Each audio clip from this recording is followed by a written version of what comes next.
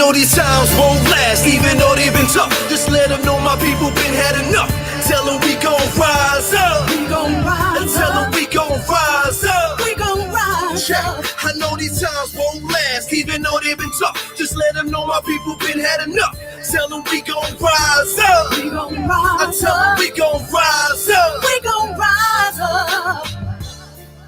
Please, Lord, forgive them. They try to hold back and chillin' like they ain't know it was written. Break every chain. Wanna free my people from mental prisons. With your eyes on the sparrow, I know we'll narrow divisions. Hope is the boat to keep us afloat just as you envision. Faith to erase the pain from all of our people slain. Destined for change, with actions to back up your spoken name. When they throw dirt on ours, we use it to plant gain. When it rains, we go greater together, no matter the weather. Trust these dark days, gonna get better. Know that love will be the light to guide all our endeavors. And even if the tide should rise, we'll ride it forever. Why? We are mighty, we'll fight for our lives, cause we're dying to live. Future is ours, the timing is now. Black and we proud, we saying it loud. We gave it our all, still so much more to give. We breaking down all the walls. I know these times won't last, even though they've been tough. Just let them know my people been had enough. Tell them we gon' rise up. We gon' rise Tell them we gon' rise up. We gon' rise up. I know these times won't last, even though they've been tough. Just let them know my people been had enough. Tell them we gon' rise up. We gon' rise Tell them we gon' rise up. We gon' rise up. Never backing down for the cause. Try to put our life on pause, cause we move in the image of God. No matter the hate that's spoken, our spirits remain unbroken. The divine map says you can't count us out. We are the answer. From the youth to the elders, ain't what you can tell us. Style and brilliance of mind, heart is bright as sunshine. Warrior spirits alive, so no, we won't be denied. So vibration is high and the frequency so angelic, like Rise up, people, come on. Rise up. Rise up.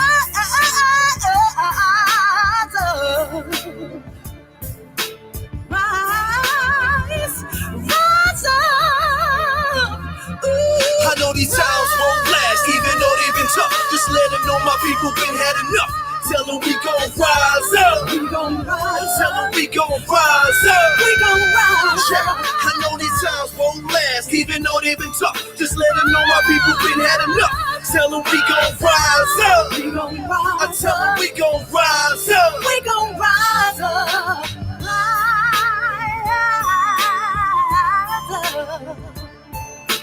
Rise up. Rise up. Oh, rise up. Yeah, family, you know what to do on a Monday night. We're gonna rise up in here. Shouts out to Sister Audrey Gibbons. We rising up out here. This is Soundbytes, International Radio. Black African consciousness the claim. One world is the aim. Bringing the conversation pertinent to our diasporic landscape to all of you, and you across our globe, right? To ensure the healing and the breakthrough for our African community worldwide. So, of course, I'm Hasir Nefera, and this is Nefera too, my auntie Ron. Absolutely. So, we thank you for tuning in. Please share the link. Please share the broadcast, family. It is with your support that we can continue to push through and share as we do on this platform here. So please continue to share the link. Please share the broadcast. Join the conversation. We love when we're able to be in conversation with you all. So please share the conversation. Remember to follow us on the appropriate channels on the Facebooks. Remember to like and follow us on Facebook. Soundbytes INTL Radio. Soundbytes INTL Radio on Facebook. Remember to like and follow us there. Also, remember to subscribe to our YouTube channel. We are live on YouTube right now, as well as on Facebook. So please tap in there. Subscribe to YouTube at Soundbytes International Radio. Make sure to do that there. Hit that subscribe button. Let's get the subscribers up and reach more of our family out there, right? Also, remember to follow our podcast version of our past episodes on Spotify and Apple Podcasts. Make sure you hit up that. If you're a Spotify and Apple Podcast user, please make sure to be on there and hit that follow. Take a listen to our past episodes on the go. Hit repeat, hit playback, and do it again. And also make sure to leave those reviews. Get them 5 stars. Leave those reviews on Apple Podcasts. I think Spotify too, but Either way, please make sure to follow on those platforms. So what's going on now? What we getting into today? What you got on your mind today? Uh, family, listen. I want to get you prepared ahead of time because the discussion today is, we always do work so that we can be in action. I don't know what it is to believe that there's so much that has happened to this African community, diasporic community, that we have a lot of work to do on ourselves, on our community, and it's important that we be in action. So the work that we're going to do today, I want to just get ahead of the curve and just let you know that there's some heavy lifting today. There's some heavy lifting that's going to happen today in the show. And we're going to be talking about death, right? And some things that might be a little bit uncomfortable. So I want to make Trigger sure warning. that you buffered a little bit, right? But we with you, right? We right here with you. I have a context that I can receive certain frequencies because of the way that I conduct my energy. But it's very important that we be with this topic because this is something that we get to take care of. And this is not a blame the victim conversation, but I do believe in a certain degree of personal responsibility. I do believe that we ourselves are capable and able to get into the work and to put our hands in the space so that we get to be in action.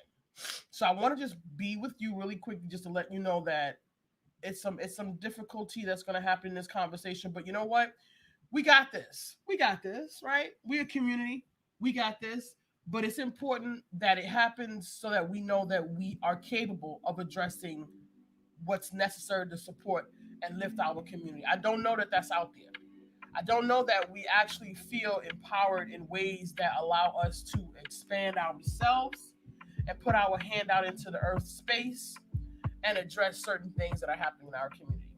So I want to, and for those who are out there, who are able, who are capable, who get into this work, I want to salute you. I want to lift you. I want to send you powerful ashe and myrrh, and I want to be sure that we put something onto you to help raise your frequency because this is a difficult and challenging work. We are not just there. What we're interacting with is much more than just on the surface. So we wanted to talk about our youth today, and a couple of things that are challenging our youth. We want to first honor Emmett Till. Yes. And just have a quick moment. Baking soda. I needed something because my stomach was boiling. Oh, Yeah. Grandma said, anything happen with your stomok? First step, baking soda. we live out here. So Baking soda. We live out here, y'all. Just came out the kitchen, right? Baking soda. To do your process of elimination, right? You go through a process. So, family, we want to take a moment to be with Emmett Till and Mamie Till, and just have this opportunity to acknowledge that July 25th would have been his 80th birthday. Sure. 80th. 1955. So we lost him. He was taken away from us. We didn't lose him. He was taken away from us. Taken away from his family unjustly. Taken away from his mother, from his family unjustly. And we learned, 75 or so years later, but we already pretty much knew. He lost his life over a lie. Young man, 14 years old. After white woman allegedly claimed that he was whistling at her or flirting with her or what have you, harassing her, so to speak. This young man, young black man, and then he was brutally, two white men took it upon themselves to, brutalize him, kill him, and brutalize him in response to this action that never even existed, never even happened, wasn't even true.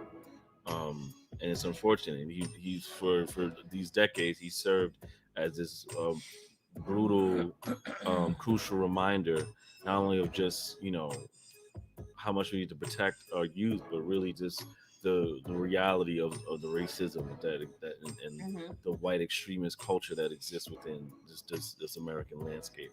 this U.S. American landscape. I want to be very intentional when I say American, because the U.S. is not the only America, right? It's not the only part of America that does where anti-blackness, racism does exist, but it's a crucial part of this overall history of the manifestations of anti-blackness and brutalizing black bodies and people of color and things of that nature. So I just want to be clear about that. But you served as that reminder constantly over the years. We're constantly reminded of what hatred against black people, what anti-blackness looks like, what again oppression looks like within this particular culture. And honestly, it still exists. We have in this topic, we have so many examples today where our black youth are being taken down, and our black youth are they have there's so many pathways of targeting our youth that have been taking place over the years and are being developed because if you want to solidify a certain type of future, you're going to look at the youth first, right? Whether it's if you want a better future or if you want to destroy the future of a people, you're going to look at the youth first, because they're going to carry whatever education or whatever tips or whatever guidance that they've received into their adulthood, and in turn pass that down, pass the baton down to their generations. So they in turn get to be responsible with whatever knowledge they've accumulated and therefore put out to the world. So if you have a history of youth, decades of youth that are being miseducated in the school structure, the institution, the westernized institution of education, of stories being told through a Eurocentric U.S. white American lens, even of what blackness is or what black history is. It's very skewed storylines, skewed history, much omission of histories and truths. That is still happening today. Case in point, Texas. What are you doing? That leading to these youth to be miseducated and then in turn going to the school, the infamous school to prison pipeline. Like if you're not testing right with these tests that are based off of some arbitrary space of what intelligence is, to define all youth under this same umbrella, and then skewing their belief in their intelligence and then their trajectory in life, and then down the road, depending on their conditioning, the vacant esteem, the environmental all structure, the all the manifestations of the deficits. Of the deficits, right? Leading them down the pathway to destruction. Because at first and foremost, if you look at the white extremist structure of oppression and systemic racism, it's going to want whiteness first, and that's period. No matter what culture you're a part of, it's going to want whiteness first. And it's always seen other cultures and especially African culture as a threat to its existence, being the minority of the global population. So there's this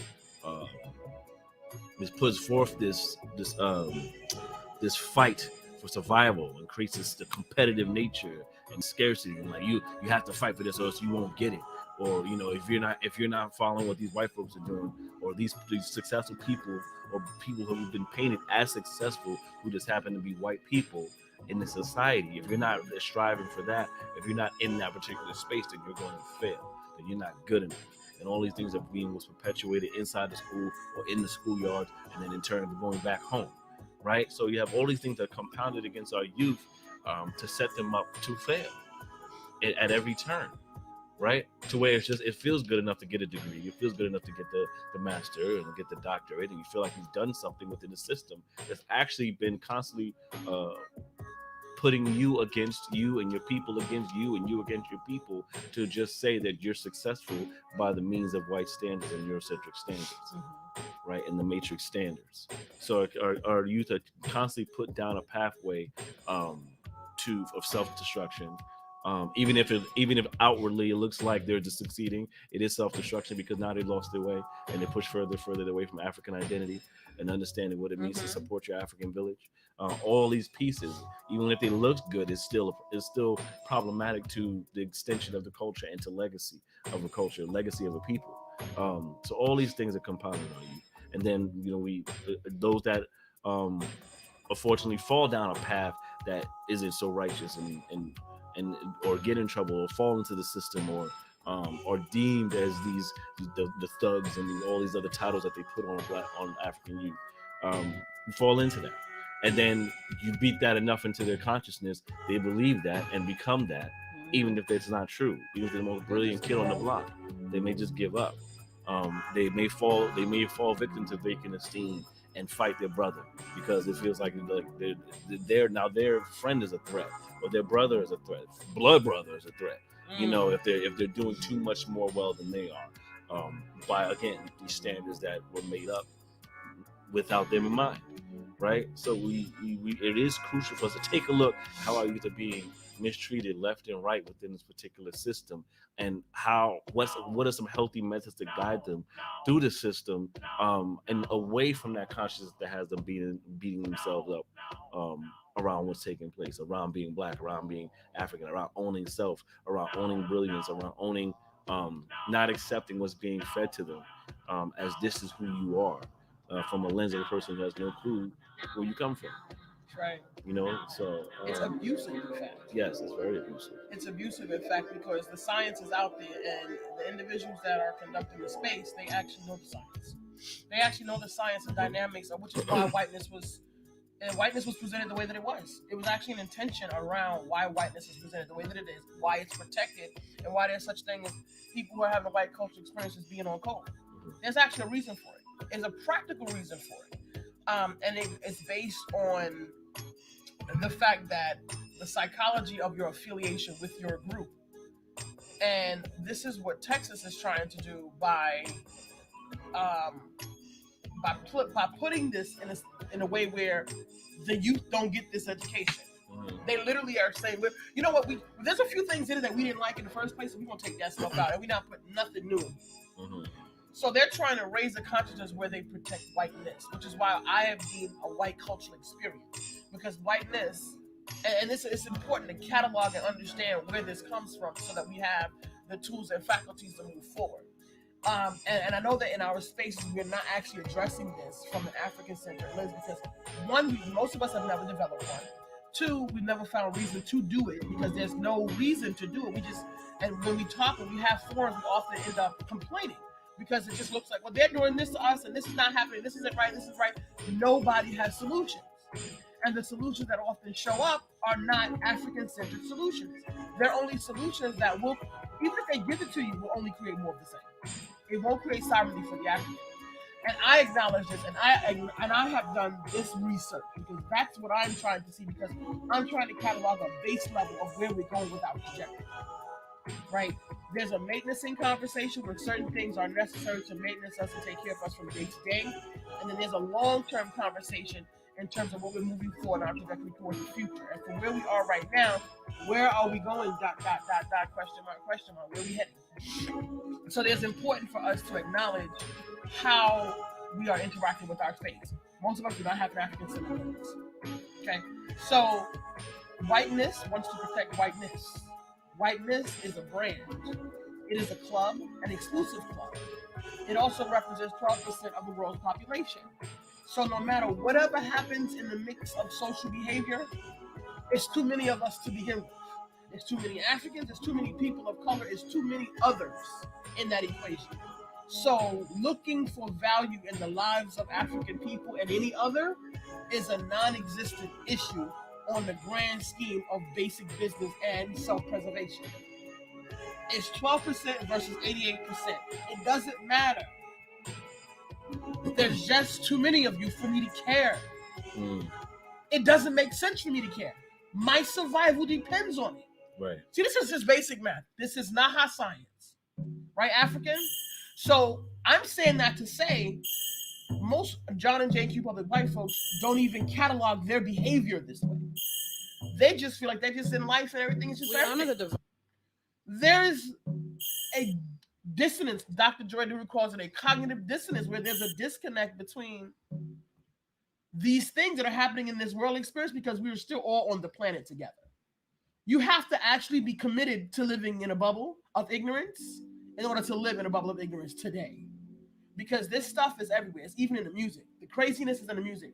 Suicide, drug abuse, in all kinds of music, country music, rock music, pop music, rap. It's everywhere. Yeah. No one is escaping it.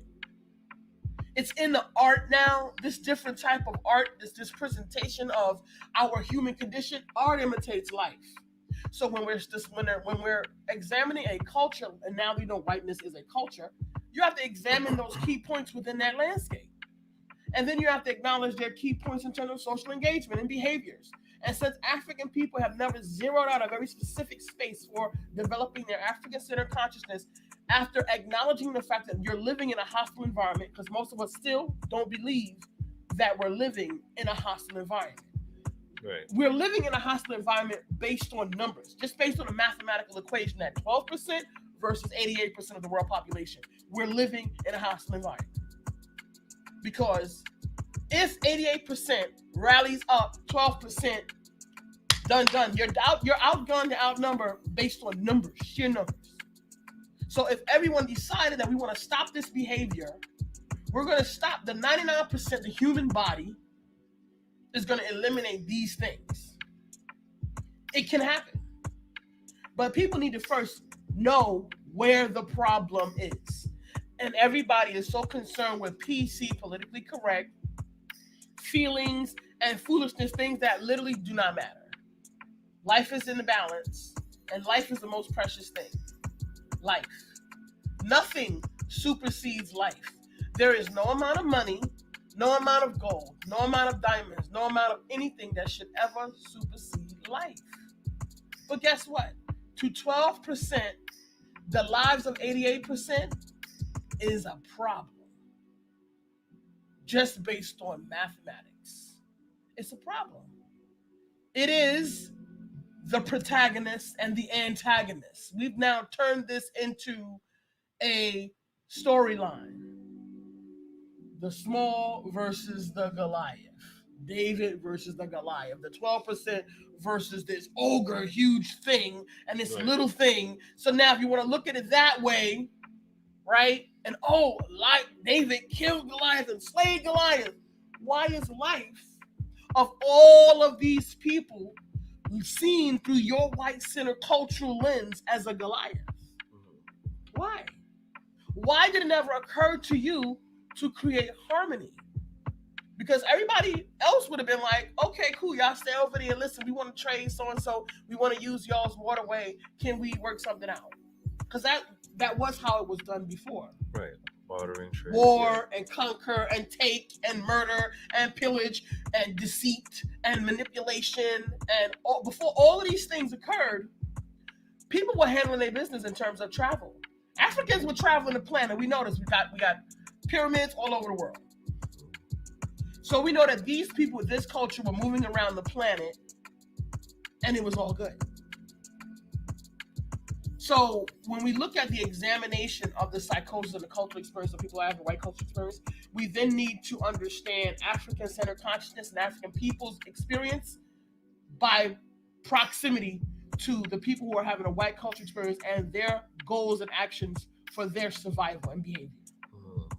Unfortunately, because we haven't chiseled out a space for us to nurture and raise our consciousness, we've now inhabited and embodied spiritually, frequency-wise, now to the point where most of us, I personally run it on a consistent basis of African people who are upset to see African reflection. It upsets them. Like it's a natural tick. It just shows up in frustration. They are upset to see a reflection African because they have fully been engulfed in white-centered consciousness. Because African-centered consciousness is a direct opposition to white-centered consciousness. That's math. I didn't say that. Don't come for me. I didn't say it. I can just read the math. You can too. So we have our youth here. And we want to acknowledge our youth. And we want to get into the conversation about parenting. And Sierra, since you had an experience, Hassia lost his mom at a young age. What was your life like growing up in terms of your parenting experience? No, that's a good question. I mean, it's for me. I mean, I know it can probably be viewed different ways from different people. I was a very easygoing child growing up. But that didn't change the fact that my mother was very much involved in a lot of my guidance. You know, essentially my mother operated as like my best friend. But like, we see that in today's world is like, best friend, like literally like best friend, like we hanging out like buddy and sharing gossip secrets. No, my mother was my best friend because she cared for me and nurtured me as a mother, but also respected the ideas I had and the thoughts I had and the creativity that was budding in me. I've always been a very creative child. I've always loved arts and things like that. So she would rather nurture that than try to, shape what she thought I should be. Right? It wasn't, there was the religious basis in my household, which you can say is like Christian Baptist, but it wasn't a thing for us to go to church. Right? Like my grandmother went to church. She was very much, rest her soul as well. She's very much a part of the local church in our neighborhood. But my mother wasn't like, you have to go to church every Sunday. You have to do this. Or you have to follow this particular thing or one particular type of structure. The one structure, bless you. The one structure I do remember in my household really like that was consistent, and that I was also very much a part of was like, I mentioned this the other day, was Sunday dinner. I always knew, and it's like a consistent thing in my head was Sundays. It was, we watching the Sunday afternoon movie on Channel 11, and then getting ready for dinner. Get some turkey wing action and some like string beans and mashed, all that type of stuff. And I was very much a part of like. I was trying to do my part, doing the snapping the peas and peeling the potatoes for dinner. Okay. That type of involvement. So it was I'm blessed to say it was a very easygoing lifestyle. Too. I never felt like I was a young child that grew up in the hood that was neglected or struggled. I was like as far as you could tell, as far as you could tell me, you couldn't tell me I wasn't rich, and I'm grateful for that. For how my mother raised me, despite us really growing up in the projects, right? I didn't leave the projects until like my early 20s, and so that I was in the idea of giving space to, let's put them in the gifted schools, let's put them in the whatever the nurture the intelligence is there, nurture the cognitive abilities there, nurture the creativity there. A lot of my educational trajectory was around that route of he likes these things. Let's put him in those particular spaces so his brain and his creativity can thrive. You know what I mean? Like, and even in school, I dealt with like the lighthearted bullying here and there and things like that. In the hood, I dealt with a little bit something here and there, but it wasn't even bad for like it was. I was able to balance the space of being the kid that was quote unquote, the brainiac, and also I can chill on the block if I wanted to, and that duality of the experiences. But I never felt, thankfully, I never felt, despite the circumstances, despite the space that does tend to curate a lot of that, I never felt like I was, wanted really for anything. And I'm thankful for that up into my adulthood. That allowed me to kind of curate the rest of my adulthood until she passed. After she passed, right? She passed when I was 20 years old. So. In that, I was able to get enough of that guidance, that what you need to do, that how to cross your T's and dot your I's into adulthood, or at least enough, right after graduating college to kind of figure out what's the rest I need, what are the rest of the things I need to do, what are the rest of the tools I need to employ to, activate my manhood, activate my adulthood. And just do what I need to do 10 toes down and like make my life happen. Right. So, and in that, what that instilled in me, even as only child, was, how to be better with the people around me, how to create brotherhood, how to create community, how to create be with friends. Friendship was instilled in me as something that really mattered. And also enjoy my solitude. My mother's a very solitude type of person, but when she get with you, it's good times. But like when she want a space, she want a space. So that's something that I took away from her as well. You know what I mean? So learning that balance of how to be in relation with people. I took away a lot of tools from her parenting, and I don't, I'm grateful for all of that. And that's also recognition. Not a lot of our youth get the same thing, because a lot of their our youth's parents as well have gotten that same thing. So you can only take with you what you've been given, right? You can only take with what you've been given. So if you've been given challenges, if you've been given traumas that perhaps your parents or grandparents weren't able to synthesize in a way that's I don't want to go back here versus this is something I'm sitting on as my badge, and now you get to inherit this trauma as well, then you're going to have varied results, right? And it's going to show up in different ways, even that may not even relate to that initial trauma. It's going to show up how you show up at work. It's going to show up how you show up when you go to the basketball game. It's going to show up how you show up, all your social how you create your social Yep. interactions, all your social interactions, whether it be with your, Black folks, or how you move in relation to whiteness or non-Black folks in different spaces in a different city, in a different part of town. Where Brooklyn is different than Manhattan and Harlem and things like They that. got a vibe, they say. It's They different got a vibe. vibes, right? So like how you relate and maneuver through that versus going to another state or another country, or all these things play a factor in how you're relating to your human experience. And so the parenting gets to be crucial, because a lot of the learning starts there. If there was no school involved, the parent is there as the initial guide and teacher. Guide and force, right. Because they're learning things at home first. You're spending more time at home first, right? Even if you're in school for a few hours of the day, 5 days a week or so, you're still going to be at home and in that energy more often than not, especially during the summertime and things like that. So you're going to get those tools. You're going to learn from your mother, your father, your older brother, your older sister, grandma, grandpa, the aunties and uncles, those that are there, those figures that happen to be there for your family, whatever that looks like. You're going to learn from them based off whatever they've learned. So what are you passing down? Are we passing down, they got the thing, we're breaking generational curses. Are you passing down generational curses? Are you working to shape how those traumas that have impacted your lineage into something that's, I'm going to reshape the legacy for the future for something better, for something greater. I'm going to see that happened, right? That happened, and I can't change it. I can't change what happened, but I can't impact and change how it's going to affect the future of myself and any kids and my family, my generations. Oh, to my come. nephews, my nieces, please. Right. It don't have to be your kids. It could be like your nephew, your niece. It's the village. The In villages, African, all children are our children. That's right. All children are our children. Our mothers, sisters, children are our siblings. They don't call them cousins. That's not African. Right. They are our siblings. Those are our mother's children. Those are still considered siblings. And also remember something in our African culture, oftentimes men had more than one wife, pooling resources and building out their space.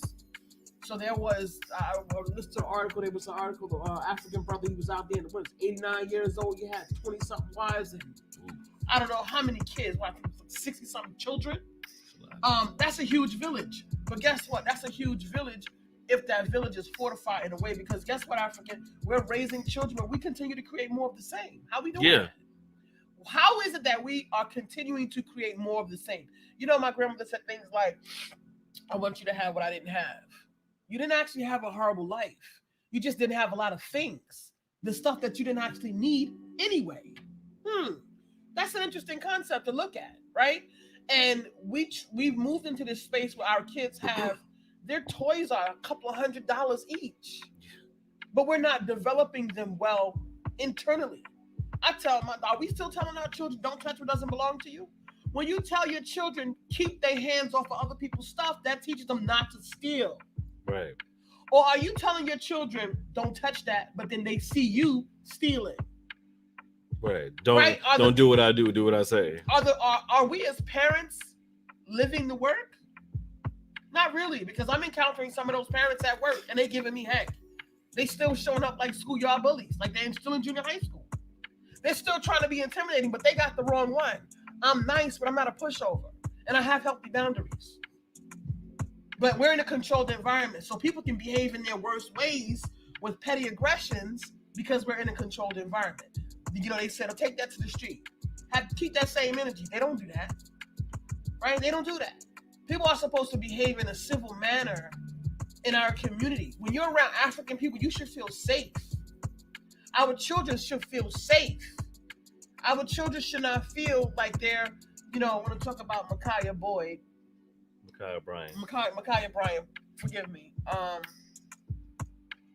And we're talking about parenting, not as a blame the victim conversation. Right. Because we do understand that because of this oppressive system of aggression that African people have adjusted to, our behaviors are maladaptive to African-centered consciousness, right?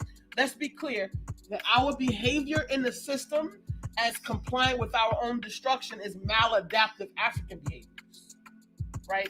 If there was a psychological classification for it, the more adjusted you are to your oppression and a lack of self-efficacy that you have on thriving for your own organism, in African, you'd be stamped, you need severe intervention. That's what we would say. See, you've heard that in white perspective. You've heard that from white-centered consciousness when they say that our children are combative. When they say things about our children who have authority, I forgot what they call it. This whole issue with receiving authority, authority defiant disorder. They need severe intervention. This is what they tell you. If I'm an African and I'm looking at African people and I'm seeing you well tucked in and you shaved on side and you chiseled in, and I'm looking at you and I'm saying, oh, he has severe maladaptive behaviors. He needs severe intervention. The coon, the Sambo, whatever they call them these names, that's irrelevant. My concern is how practical are you to the support and the upliftment of African-centered consciousness? That's my gauge. So I'm not interested in your trophies, your accolades, your ribbons, your celebrations, and none of those things matter.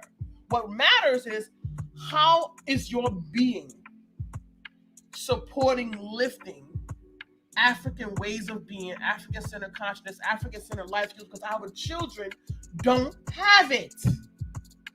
Don't have it. Our kids are out here hurting each other. We have 3 cases right now that we're going to talk about. We're going to talk about 3 cases of our children behaving maliciously to other children. 3 cases of young people, all of them, young people under 20 years old, all of them.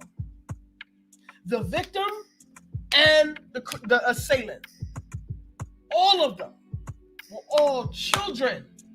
They all had parents that came up on them. No, now we're at the point where we don't let white folks tell us that we can't whoop our kids. We got scared. We gonna get thrown in jail back in the 80s and the 90s. Right, ACS gonna 80s come and 90s. for you. They got news people telling, they got the schoolyard, the teacher in the schoolhouse telling your children, if the parents whip their ass, for them to tell the teacher, and they trained every professional in your community to be a mandated reporter, and they were getting our children taken from us. This is what the system of 12% would do in an act of desperation to maintain control. This is what they would do. This is exactly what they would do. They would turn your children against you. They would do that. They would code your kids so that they no longer receive frequency from you. How are you going to combat that? How are you going to deal with that? First of all, most of us gave up because most of us was out there getting our coins. Most of us was under the barrel of trying to get things that don't matter so we can build self-worth, because there's a looming anti-blackness, anti-otherness, everything in proximity to whiteness reality for us in this society, on the globe now, because they now push this narrative all over the globe. It's not even local. So they've turned our children. They turned African teachers, because now they started, what do you call it? Galvanizing and cajoling African people. Come on and get this free master's degree. We'll pay for your education, outreach, and then we'll say we're going to turn you into an inside agent for the Matrix. That's what happened. Yeah, there's child abuse, but there's no one addressing the trauma African people are expressing in their various deficits in proximity to this aggressive system of oppression. Because that's what it is. It shows up in many different manifestations. We're going to talk about these 3 youth who were parasited on by other youth. Youth. I used to drive a taxi cab, and I had to walk into 3 different fights and pull the young girl right out the middle. Walk right in the center and pulled her right out. I had when I was in East New York when I did it, they was talking to me. I said, hold on. Little girl, look to girl, don't come for me. Mm. What? Who the fuck are you? Excuse me? Who are you? Girl, get on, let's go. Let's get in this car. Excuse me, just get out of my way. Like, I had to go in there with a whole different vibe to get this girl out of this corner. And these young girls were about to challenge me. I might have had to put in a little work. I'm like, put them paws on them. where these kids come from? Because are they big? We grow up, but we don't grow. We get bigger, but we don't grow up. Yeah. We getting bigger, but we got 45-year-old women that have not grown up. Oof. Have not. Listen. Immature, inexperienced, lack communication skills, lack interaction skills, don't have any idea about social engagement and the rules of engagement, lack of respect. It's all about what I look like. Mm-hmm. So what? First you get hurt. Now what? Like, it's not about what you look like. It's about how you are vibrating. It's about what we're putting into our children. Because these young girls was jumping these girls. One of the little girls was a little Spanish girl. She getting jumped by a bunch of black girls. She ain't got no bra on. I grabbed this little girl up because I always wearing these long dresses. So now I took my dress and threw it around in front of her. And I'm grabbing her and she's on my hip because she's about 4'9". And I'm carrying her out the middle. And it's the circle is so tight that if somebody had a knife or something, they could have stuck me with it. Yeah. I could have been in the middle of a situation. I'm not Captain Save-A-Ho, but I've been jumped in my past 3 times by little kids. My youth, other youth. And they all stood around and they all was like, nobody got involved. Like, this is entertainment. This is maladaptive African behavior. This is maladaptive African behavior. People on the street. I'm driving a taxi. I got the black girl in my car. The guy trying to get her, I pull her out of my car. I got out my front seat with the crowbar, like, Mister, please get away from my car. Because, Mister, please, this is not. You don't want not none of this scratch my happening. car, please. Like, I didn't make it about the girl. Miss, are you going with this man? Because if we leave, I have to go. Excuse me, sir, she's going. So you need to get away from my car. Like, I'm being on something different. It's like I'm being on a different vibe. Like, no, I'm not getting to your domestic violence dispute, but you're not going to pull this girl out of this car because she says she's going with me. So you got to back up and get away from my car, or I'm going to have to go upside your head right now. Mm-hmm. And you got one move. It better be stepping back.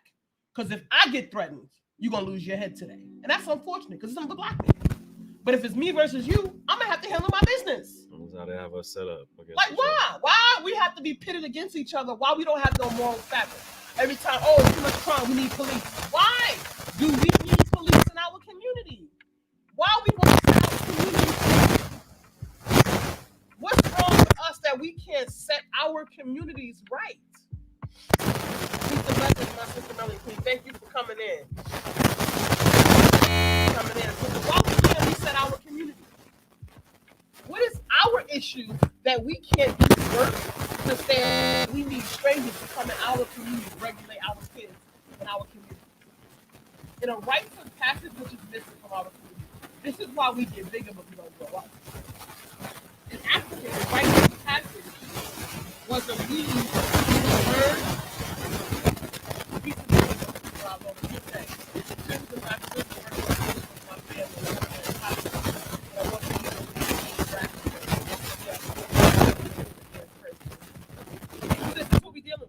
But these are always considered maladaptive behaviors in Africa. Maladaptive. Anything that you're doing, if it is not centered around supporting raising sovereignty for the African, it's maladaptive. I can't chisel out a gray area for you because many of us as African people have never heard this. And there's so many of us in the matrix that are winning. I'm trying to see if the sound's coming through. Let's know if the sound is coming through right now. We're trying to work something out over here. There's a technical situation that just happened. How we sounding? Let me know. You coming through clear now? She said she cannot understand. You coming through clear now? Let us know if you're coming through clear. Give me the thumbs up. Let me know.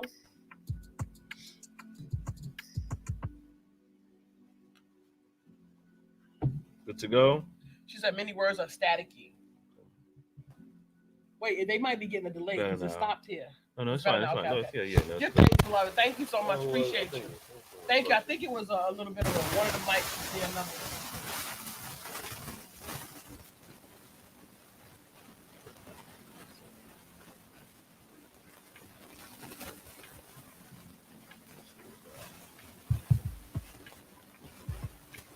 That was You said it's clear. You said we're clear.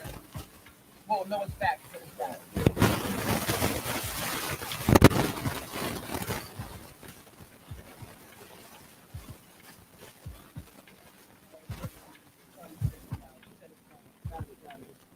Yeah. They're delayed behind.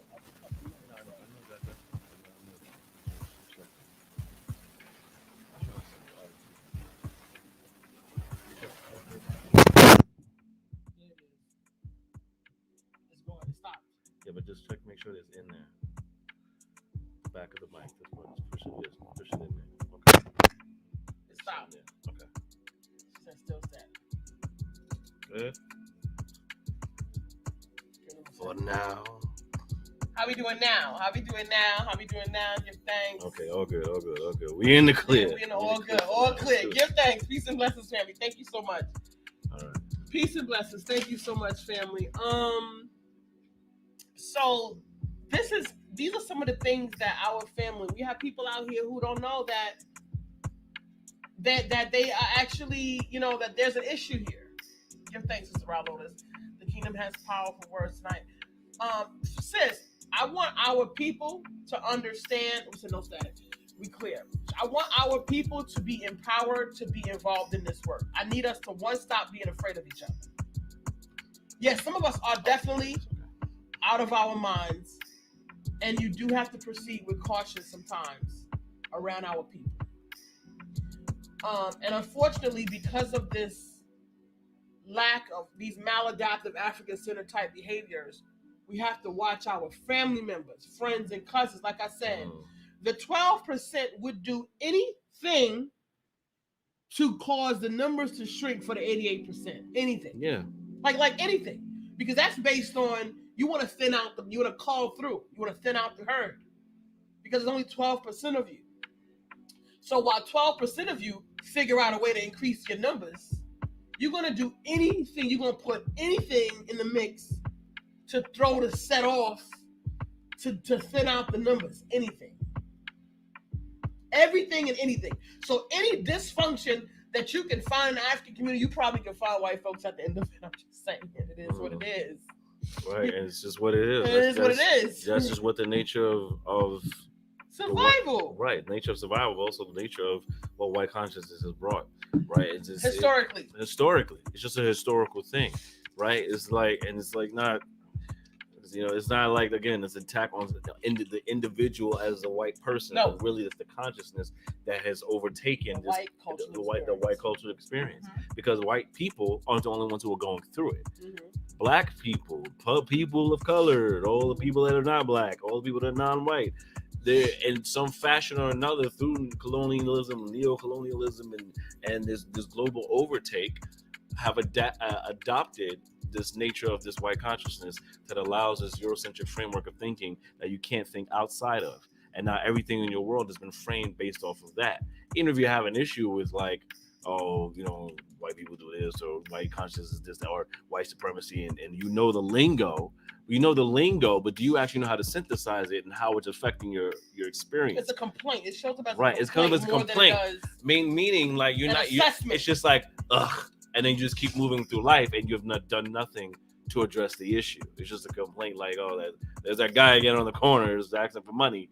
It's actually something that's impacting your human experience, and it will be a generational impact until you choose to do something about it and make a particular change about it. And for us as Africans within this U.S. space, within this global space, really, because our global family is also affected in a different way, but they're still impacted as well by white extremism and white-centered consciousness and systemic oppression and global racism and things of that nature.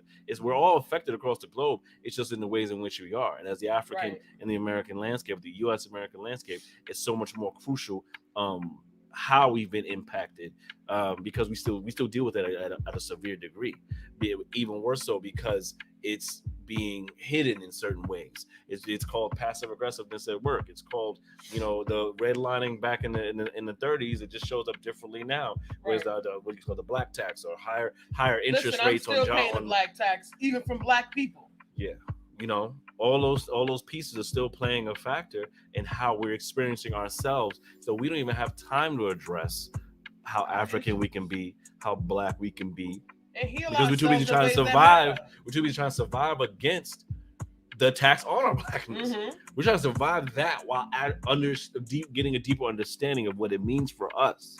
Right? It's not because a lot of us don't know. You got people who understand their Scottish heritage. You got people who understand their Hungarian heritage. You got people who understand their Bolivian heritage, their Argentinian heritage, their Czechoslovakian heritage. Yep. And they're all like literally everybody except African in the U.S. Unless you're a continental African, you most likely have no clue where you're from. You most likely have no clue where your tongue is from, why you may speak the way you do, why your eyes may be shaped a certain type of way, why your bone structure may be a certain type of way, why your skin complexion, your freckles that come out in the sun at certain times of day, your eye color, all those things play a factor based on your lineage, your culture, your history, your tribe, who you belong to. Because you understand who you belong to, you know where you are, and you know where you can go. Because the greatest indicator of the future is the past, right? As Netflix says. But the people knows. Yeah. The people know this. They have the science. This is why when they say the higher you get, the whiter you get. Because the people that are making decisions that impact your life every day are not largely African people. If they give a first this or a first that, everybody salutes them. Hey, clap it. You clapping about how maladaptive your African behaviors are? Because that's technically what it ends up being. It's almost masochistic. Yeah. You're self-mutilating. And then you're surprised. But see, this is the psychology that they are aware of. They know. They know because their scientists in the 1800s and 1900s wrote these psychiatric theories. And we've seen them play out. And they come everywhere in marketing, media, the way that music is sent to you, the types of beat, the way that they sew the music together. The music that our youth are listening to today just sound like a whole bunch of garbage just pushed into one little small container and just shake it up and goes. How can you focus with that being your frequency? How? And then they just sit there unless you give them a quick shock. They're like they're zonked out. What's happening with our children? It's bad. What is happening with our children? They're not even assessing the spaces they're in. I've told this before. Like, there was a time where I was waiting at a bus stop. Back we were in Brooklyn, and I was waiting at a bus stop, and it was a young black girl, probably like maybe early teens, maybe 14, something like that. And she already looked out of it. So I don't know what the circumstance was, but she already looked out of it. Just like psychologically, there's just like she was just a vessel at that point, and she was just kind of swaying, and it wasn't like she was about to fall out, but she wasn't aware of where she was, and to the point where she was backing up, and all of a sudden backed up into me, and I'm like, hey, hello, hey, I'm here. And even in that interaction and trying to support her to the side, it's like she didn't even acknowledge that I was there. It's like she had no sense of her surrounding of what's happening, and she just looked at you like with this kind of this blankness that just like hurt my soul, because I'm like, this is what our kids are dealing with out in the streets. Lord knows whatever her condition was or situation was that has her here. You never know. There's our kids. Oh my God. I remember it was on the train, and there's this elder who unfortunately he's homeless, and he peruses the train in New York, telling comedy. That's his way of getting money, things like that. And in the long story short of it, he ends up getting practically into a fight with some young kids. Had to be like 13, 14. One of them was drunk, visibly drunk. 13, 14-year-old kid, visibly drunk. And his friends, they was hyping him up and all this. It was just this whole debacle. I can't remember what happened, if they got escorted off or if they were like what have you. But it's just the state that our youth are in, to where these things, they've adapted to these vices and these things to just kind of, I guess, cope with their experience, whatever those traumas are, whatever these I need to feel something, or whatever they're not feeling or not getting. What the degree of coolness is now. What is your Right. degree of coolness for the young people? Have we demonstrated to our children how to have wholesome fun? No. Like we let these folks come into our cultural community and change the way we interact with our children. You know, and then we have, and this is not just about like these issues, these things we're gonna talk to you about with these 3 young ladies today. What was it? Money, Mississippi, Moneyback, Mississippi, where Emmett Till was killed. Yeah. So I think it was Money, Mississippi, I believe. Missouri. Money, Mississippi. Money, Mississippi. Money, Mississippi. This happened to Emmett Till in 1955. Rakia Boyd, Micaiah Bryant. Why do I keep saying our sister's name? Micaiah Bryant incident happened in Columbus, Ohio. Sanaa, I'm gonna say her name right. Sanaa Mahari Amenhotep happened in South Carolina, and we're gonna talk about Olivia Green, and this happened in the Bronx, in the Yonkers. And again, this is all youth. These are all young people. Now, I spoke about Micaiah Bryant being jumped by these girls. And all online, the people online saying that the aggressor, the fat, huge, knife-wielding attacker, she was manic. These are the types of comments that were happening under the footage about this incident. This little girl was calling for help. She was scared. She had a knife. And a cop killed this girl. On the scene. He showed up to the scene. On the scene. Didn't even do a trace. I was trained in corrections. First thing you're told to do is do your 9 points. You're supposed to be making an assessment. You're supposed to be making a mathematical assessment in split seconds. You're supposed to be reading the room instantly. And there are certain ways that you're supposed to move with your body when you enter a space that may be aggressive in order to always ensure you have an exit, right? And this a cop. I wasn't a cop. I was a correctional officer. But cops training is generally more extensive than corrections.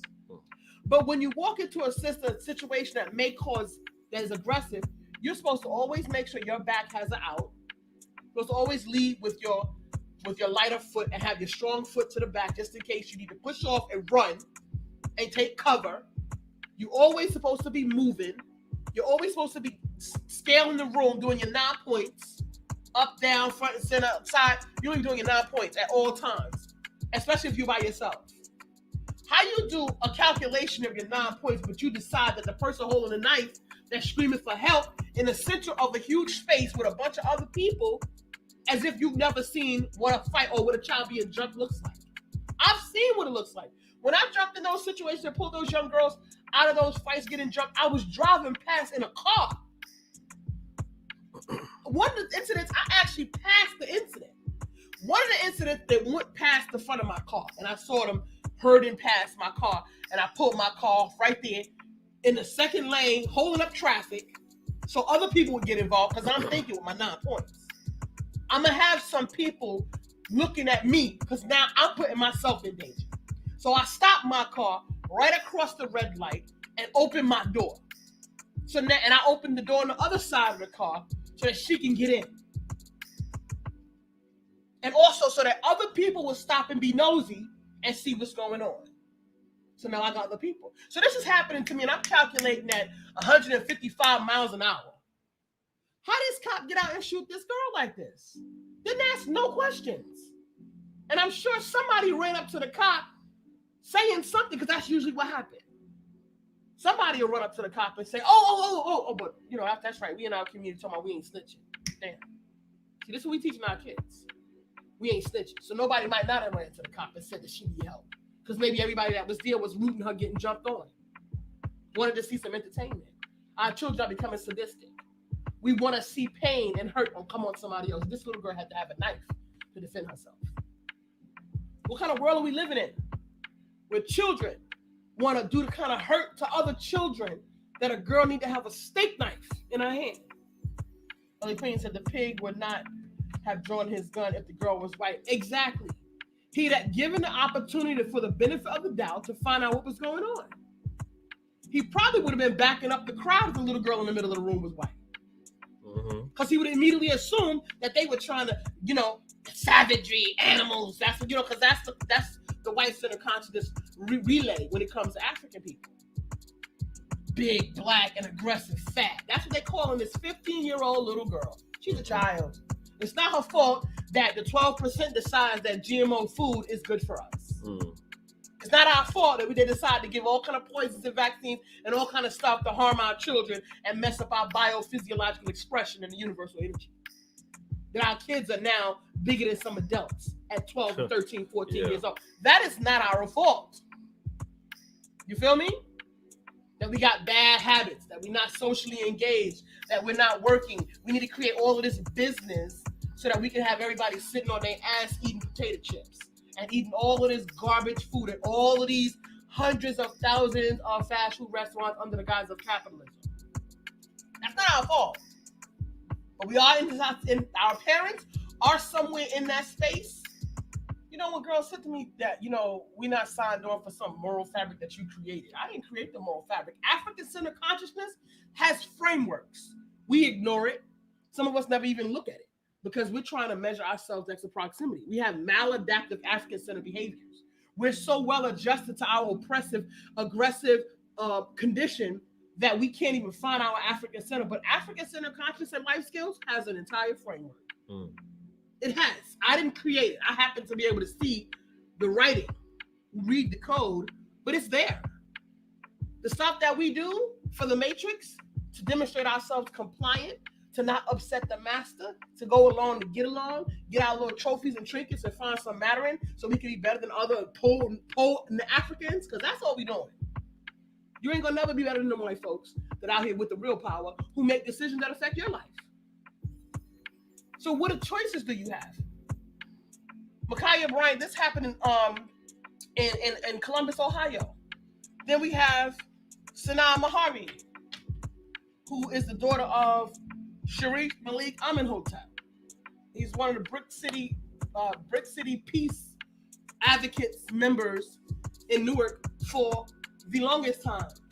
Brother is here in Newark doing the work on the street, working with our youth, working with our community, and families, they split apart, what have you. So now she's living in South Carolina. The youth came to her mother's house. They said the young lady left home with these young people. She left home with them. She kind of was, mom said she had a little vibe about it, but she went anyway. But she didn't really feel like she wanted to go. So how you bold enough to come to my house, to take my child, knowing you get ready to do my child harm? What's happening? That's really wild. How does this happen? 3 different children coming from 3 different households. None of these children were siblings. So all 3 of them came from different households.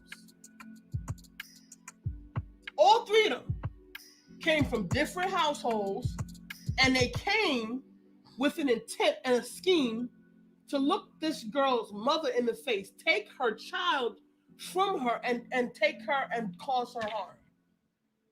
It took them weeks before they found this girl. 15. Little girl. Sweetheart. How? How we do this? Sickening. Just imagine how the Black Revolutionary Fathers feel. He protected our community, and look what happened to his child. Unfucking believable. Unfucking believable, Sister Melly Queen. Absolutely. No idea. Premeditated. This man, this so crazy. And all of this was happening, and the way I channel energy, that would have just been too much for me as an empath to be in the intimate space with this situation. So we got Micaiah Bryant, we got Sanaa Mahari Amenhotep, 15, both 15, and we have Olivia Green in the Bronx, who happens to be the daughter of one of my classmates when I was in boarding school when I was a teenager. Young boy, 19 years old, coming from a whole different household, gives a 15-year-old a pill that ended up killing her. Fentanyl is a thing out here on these streets, and it's killing young people. Yeah. OD off the rip. Beautiful little girl, 15. Precious little girl, Olivia. I be calling her Ollie. And These are coming out of families in our community. How are we raising communities where we are not where every household is not teaching our children the basics? Please and thank you. Don't touch things that don't belong to you. You don't hurt people. You mind your business, but you'll be a leader. You stand up. You don't be no follower. These young people get out in the street and they followers. You know how they manipulate in our community? One on I don't know how the screen, how they seeing. Yeah. The left might be Olivia. Are they seeing it the way we're seeing it? Yeah. Okay, so on the left is Makai Bryan, right? And on the right is Olivia. Let me show them Sanai. We show Sanai. I don't have that image. We didn't get Sanai. I'm gonna see. Can y'all see this? Oh man, I hope y'all can see her. It's yeah. It's turn it more other way. Turn it more. Yeah, right there. That's the right angle for the light. Yeah, as best as you can if y'all can pull and zoom out the screens, but yeah. We're gonna put her on. We're gonna put her picture up on Soundbytes. Period. But 15. They're all 15, and young people are the ones who are holding the space right now. They're doing this. So, we get actionable here at Soundbytes. This is a horrific stories about these young people, these young girls. You raise, okay, so we got her. Here we go. So this is Sanaa.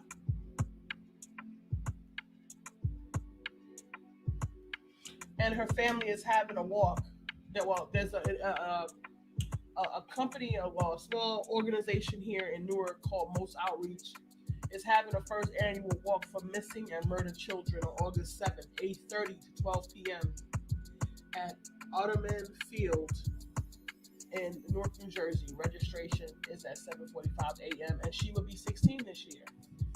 So the registration fee is $16. You can email mostoutreach@gmail.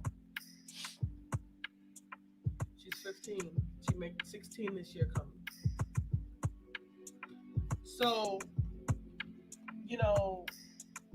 Rod Lotus said, fortunately, I have a conversation with the young mind and said, if you wanted to state something powerful to the world, what would you say? Child, I would like to blow. What's she saying? I would like to blow up the factories that pollute the earth. I took this as an opportunity to teach health words, to really express what the child really was corresponding. Yeah, I get that. Families don't think like that. The adults have the responsibility to alter the minds of the ones that are coming forth. You dig? Absolutely. Give thanks. So a youth that would say something like that means that she's world conscious. Yes, right. And it's not even if you can't relate it, like Sister Ralotus was saying, even if you can't articulate it in a particular type of way, at base level, there's an understanding that this child is world conscious. That's just something wrong. And actually, many youth are. That's the thing about it. Many youth are. Mm-hmm. If you give them the space of that education, they get it. They may not be able to do it, but say it in the same words as you may, but they understand. They understand something's wrong. They understand something is not right with the situation. There's a divorce. They understand they want mommy and daddy back together, or they want, if there's something happening with a friend, they want their friend to feel better. They understand what's taking place. And it's up to our guidance and those elders in the space to guide them on the path of how do you expand that conversation, like what's the action steps towards that, and how do you better articulate that as you get older, and what does that get to become in the world space? How are you influencing it? Will this child grow up to be the one to make that particular change? Will this to be the child that Tupac is talking about that gets the mind sparked to make the change in the world, right? Or will you put that aside, like don't worry about that? You know what I mean? Because that's a reality too. Because why? There's fear. Right? There's a projected fear of like if my child grows up to be like that, they might be treated like these other activists and may go in jail. Well, that's what James Baldwin. That's what James Baldwin said. Mm-hmm. He said, "Well, we make an example out of them, so there won't be any more bad niggas like them." Mm-hmm. What happened? And then Dr. Cress Welsing said, she's talking to a young boy. He's 10 years old. You're supposed to. She said to him, and this is back in the 70s, 80s. You're supposed to go to school and grow up and get all of these skills and come back to help black people. He said, you can't help black people. If you help black people, they're going to kill you. Mm-hmm. So this is the petrification. This is what whiteness and white people, everyday John and JQ public, don't understand. And they don't want to confront this. They don't want to confront that the very factor of their living experience is buffered with the self-hatred that has been instilled into African children at a very young age. They don't want to, but there's a social science that actually speaks exactly to that. This degree of self-hatred was developed. Why? Because African people, we punks, and we don't want to acknowledge the fact that whiteness is in opposition to African-centered life skills and African-centered consciousness. We're the ones who are cowardice and don't want to confront that and the honesty in it. That's us. Because we can do daily things that make our lives and our children's interactions with this living experience different. But we think keeping them ignorant, oh, just grow up and do the best you can and become, and get a good job. You're telling them to be a slave. Right. You're just raising your children to go be in somebody else's house as a lapdog. You're not raising your children with independent minds. You're raising them to go along, to get along, and that will continue to create more of the same, which means you don't have the right to complain. You don't have the right to complain if you're not in the work. Sure. Be quiet because you're making noise and you're in the way. Go sit down. If you want to know how to be in action and you want to get to work, we can do some work. Because I'm always about the work. I got people running from me, he's hot-tailing, scared to death because I require work. I require for you to be in action. If nobody ever told you, African, you don't get to just get along and go along with this positive, toxic positivity and poo-poo when we got our children out here predatoring and thriving on killing and harming each other. Unacceptable. Don't come in this space with that. And don't say it's not your kids, because your kids are in the world with those kids. Right. And all children are our children.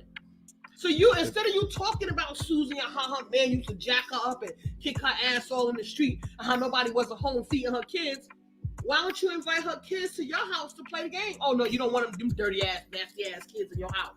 So, okay, work with what you can work with. Invite them in the backyard. Set up a grill. They don't have to come in your house.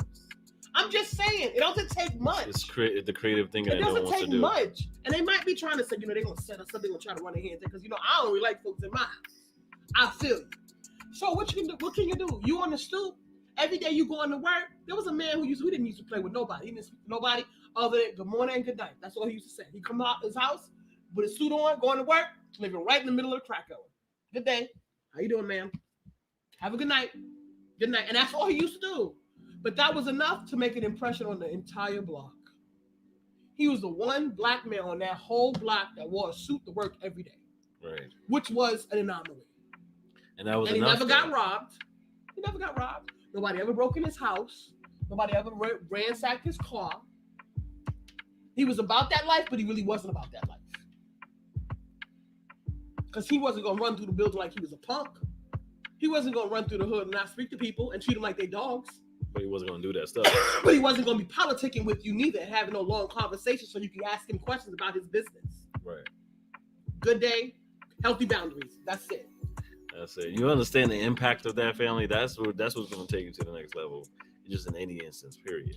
The fact that he's able to create, there's always a way you can create a certain level of respect, and even despite the hood and the mentality that comes along with that, you game recognized game. Like, so it's like, look, all right, this dude respected. He ain't about that. We clear he ain't about it, but he's positive. He ain't treating us no type of way. So ain't no sense of like that vagueness scene where like, well, he must think he better than us. Like, no, he's like, because that energy means, oh, he ain't gonna speak, oh, he's just gonna keep whatever, and that he's gonna be snooty. No, like, no, so he sees us. He sees us enough, us being like, like we're people not that guy, in the community, people. But he sees us enough, right, to have respect. So I'm gonna have respect for him. Period. And vice versa. Isn't they say, look, I respect that my people are going through some stuff. This is what it is. I know they may not be bad kids, but they got some things going on. But I just can't be part of that. But I'm not gonna let them feel like I'm just like, because I'm not. I'm here with y'all. I'm in this thing with y'all. Yeah. I heard them do it. I heard them nasty ass kids up here. Oh well. Yeah, they get them dirty kids. They look my kids. Look at my kids. My kids is shiny. My kids is beautiful. My kids like. That's what they do. I've seen them do it. But you know what? If you don't address those kids, they're going to eat your kids because they're going to devour your children. They the same kids that be at school being bullies. But see, if we had our hands on these children, that wouldn't happen. My son used to be all in his attitude about me being in his friend's face. Mom, you just be doing too much. I wish a child would come up in my house and leave my house with my son going to do him some harm. Are you crazy? First of all, I like to know parents. That's number one. I like to know parents. I want to know who your parents are because I want to know if your parents are teaching your children. Right. I want to know who these kids coming here. And I know that we got, because I when I was coming up, I had a girlfriend, her mom was severely obese, so she never came out the house. And she used to keep this little girl in the house, didn't really let her go, but she would let her come with me. Because I came to that window and I said, listen, Sharon is coming with me. Yes, ma'am. We'll be back later. She gonna be with me. She good. Because I'm gonna hold it down. Because I don't get into foolishness. I don't entertain it. I don't walk with that energy. I don't allow it in my space. I never have from 12, 13, 14 years old, period. And I still got jobs. Still happen. As a little girl. And it was always a whole group of people standing around, taking pride and joy in watching somebody get into a fight. I had to learn how to fight because of that. Learning how to fight in the hood and around other black people so you can fight with other black people, other Africans. That's something to be proud about. Yeah, she could fight. My father's side of the family, them some toxic Negroes. They some toxic Negroes on a whole different level of dysfunction. A whole nother level. Had a cousin pull a butcher knife on because she was jealous. And she wanted to front me because she was jealous. So she, at 14 years old, pulls a butcher knife trying to intimidate me. See, this is what we do to try to find mattering. This is why it's important for us to make sure that our people matter in our community to us. See, we can stop all of that with our behavior. Mm-hmm. We don't need to shun each other. We don't need to mistreat or shun each other because we're not getting it in the matrix. You getting it in the matrix, I'm here to tell you, you ain't nobody, you getting it in the matrix. I want you to be clear. You are nobody getting it in the matrix because God is no respecter of person. And the ultimate divine design said God is no respecter of person. So whatever trinkets you happen to have is considered piecemeal because you got it at the behest of the matrix and you didn't support your community. Mr. Melanie Queen says, my daughter is upset right now because she can't go without me because I must know who is around and their mindset, who comes in the house and more. Yeah. Sometimes you gotta reel it in. What do you mean? To your point around like knowing who's in the house, who's a friend, different friends. I don't care. That's your business. That is your business. I'm combing through your bags. I'm all up in your business. You coming in my house with my child. Period. I want to know where your parents, where you live. You're supposed to be out right now? You acting funny. My grandmother said if folks got shady energy, something ain't right with them. Because there's no reason why you should have any shade to be in front of a parent if you got parents. Now you might have somebody who has a mental health issue because some parents do. Like I said, my friend Sharon, her mom was severely obese. And we're not saying in our community that obesity is a mental illness. We're not going to say that in our community. We're going to say nobody shaming. That's what we're saying out here in these streets. That's what the matrix, the 12% who would do and put anything in a space to call out the numbers of the 88%, anything, including put out falsehoods and make you comfortable with dysfunction, because obesity is a mental illness, is a drug addiction. It is a drug addiction. And there are always root causes to morbid obesity. Yeah. But this young girl, now who knows what she was going through, what kind of runoff from her mother, mental illness, she was doing to this little girl's mental health. Who knows? Who knows if it's going to be the little girl who's going to be out there trying to throw her little butt in grown men's faces because she's trying to matter? Who knows if she's going to be putting fast makeup all on her face, talking about her expression, who she want to be in the world. Your children should not be trying to be in their physical expression at a certain age and they don't have the faculties to reason with that. Right. That's not African. Back in the day, if you was fast, that was something shunned upon. In our community, we shunned that. No, she fast. Stay away from her. That's a majority of the Don't be up symbolism we around see. that little girl. She fast. She fresh. We shunned that behavior in our community. Then they sent us Beyonce to throw her butt everywhere, and she became Sasha Fierce, a split personality. And now you trying to live a Sasha Fierce life in your reality. At least she had a good enough sense that God gave her go because she was raised. I'm telling you, Tina didn't even play that.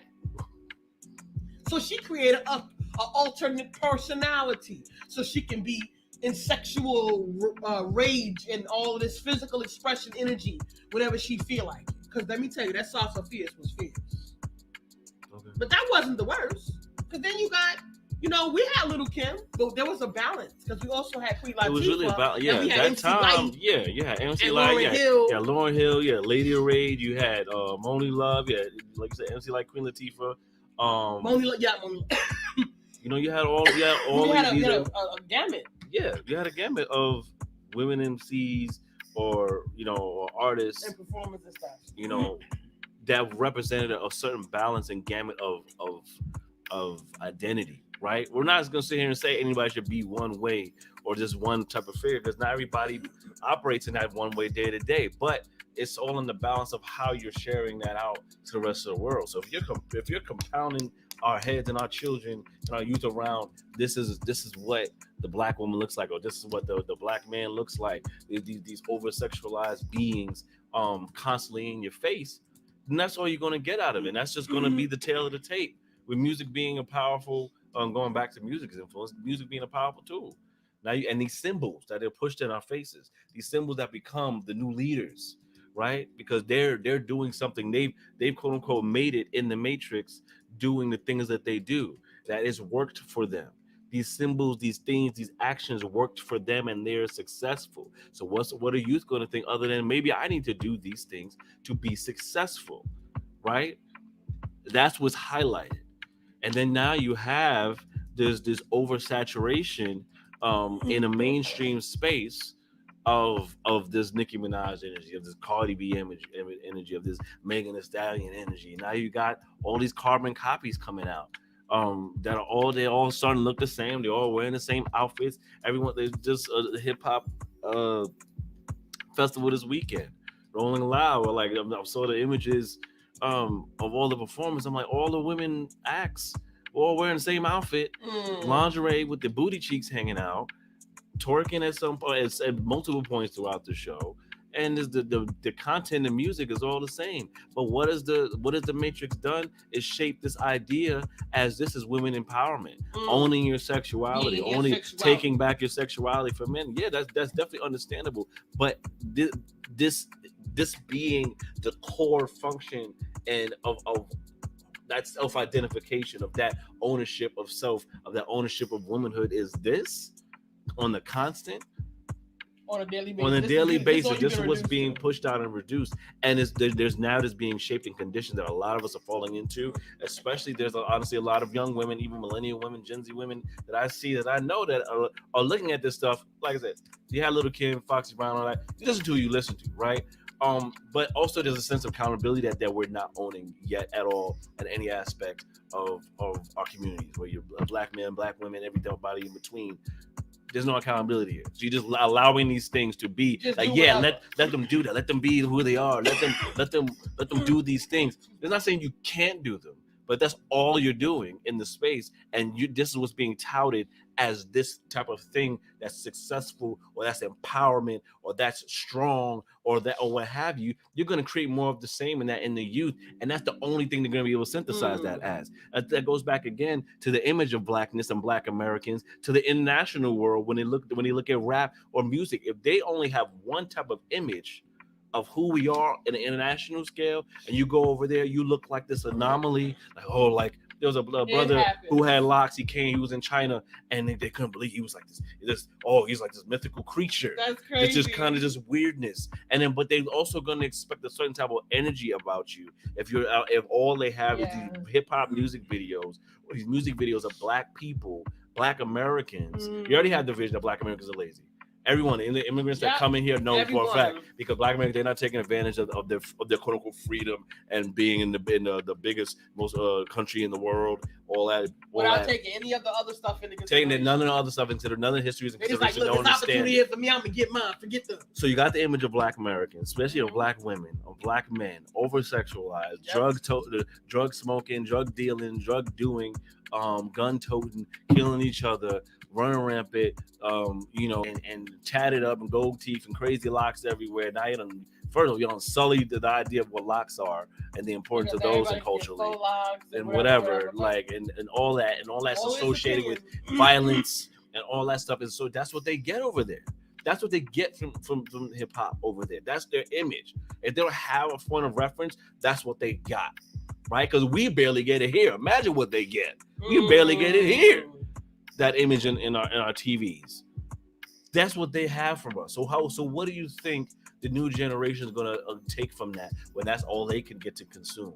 That's what's coming through TikTok. That's what's coming through the YouTube. That's what's coming through on the Instagram feeds. Constant.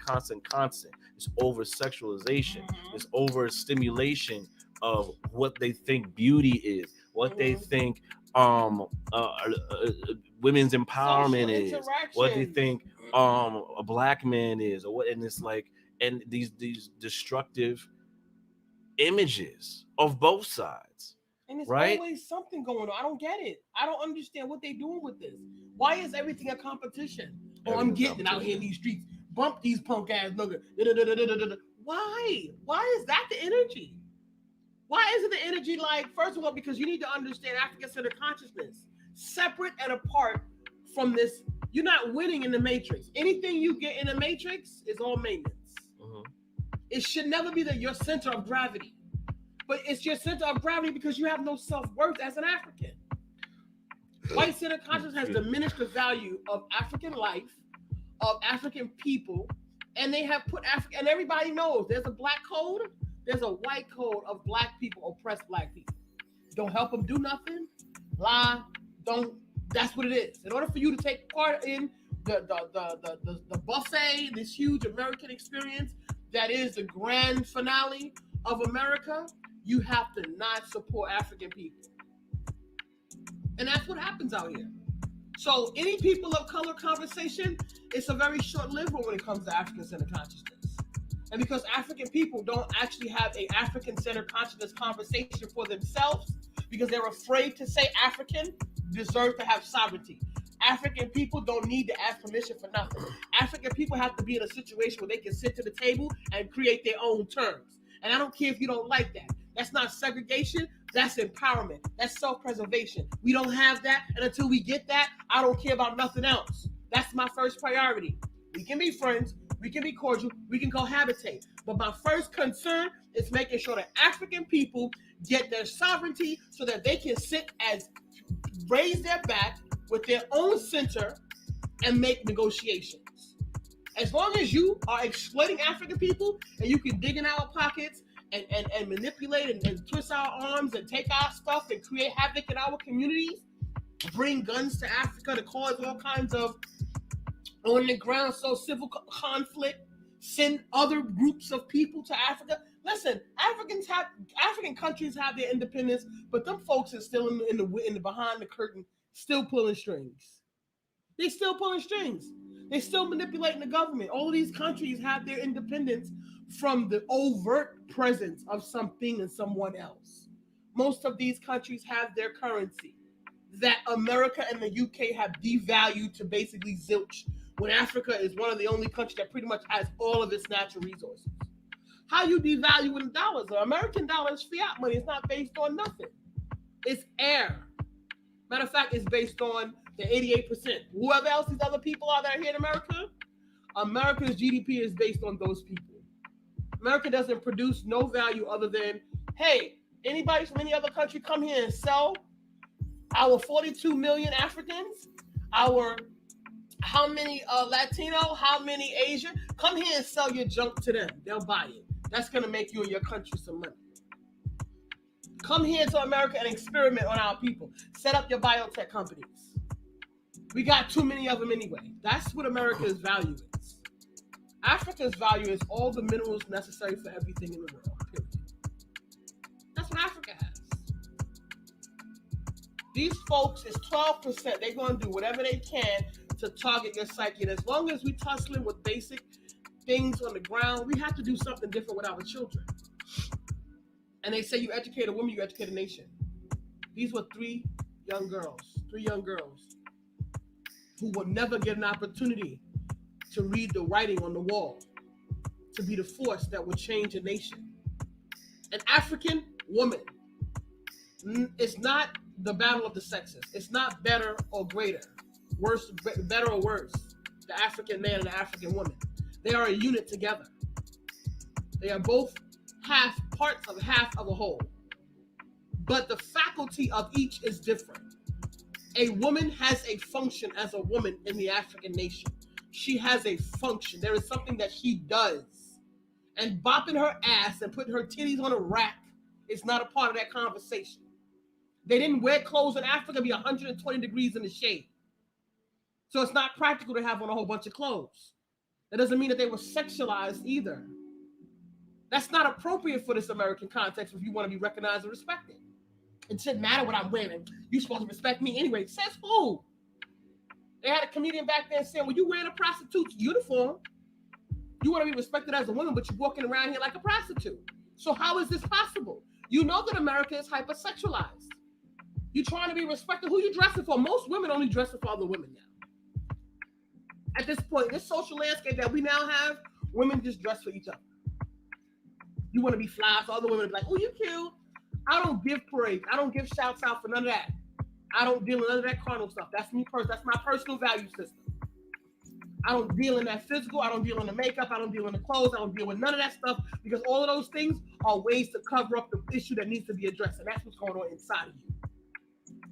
These children have aunts, uncles. They come up in our community.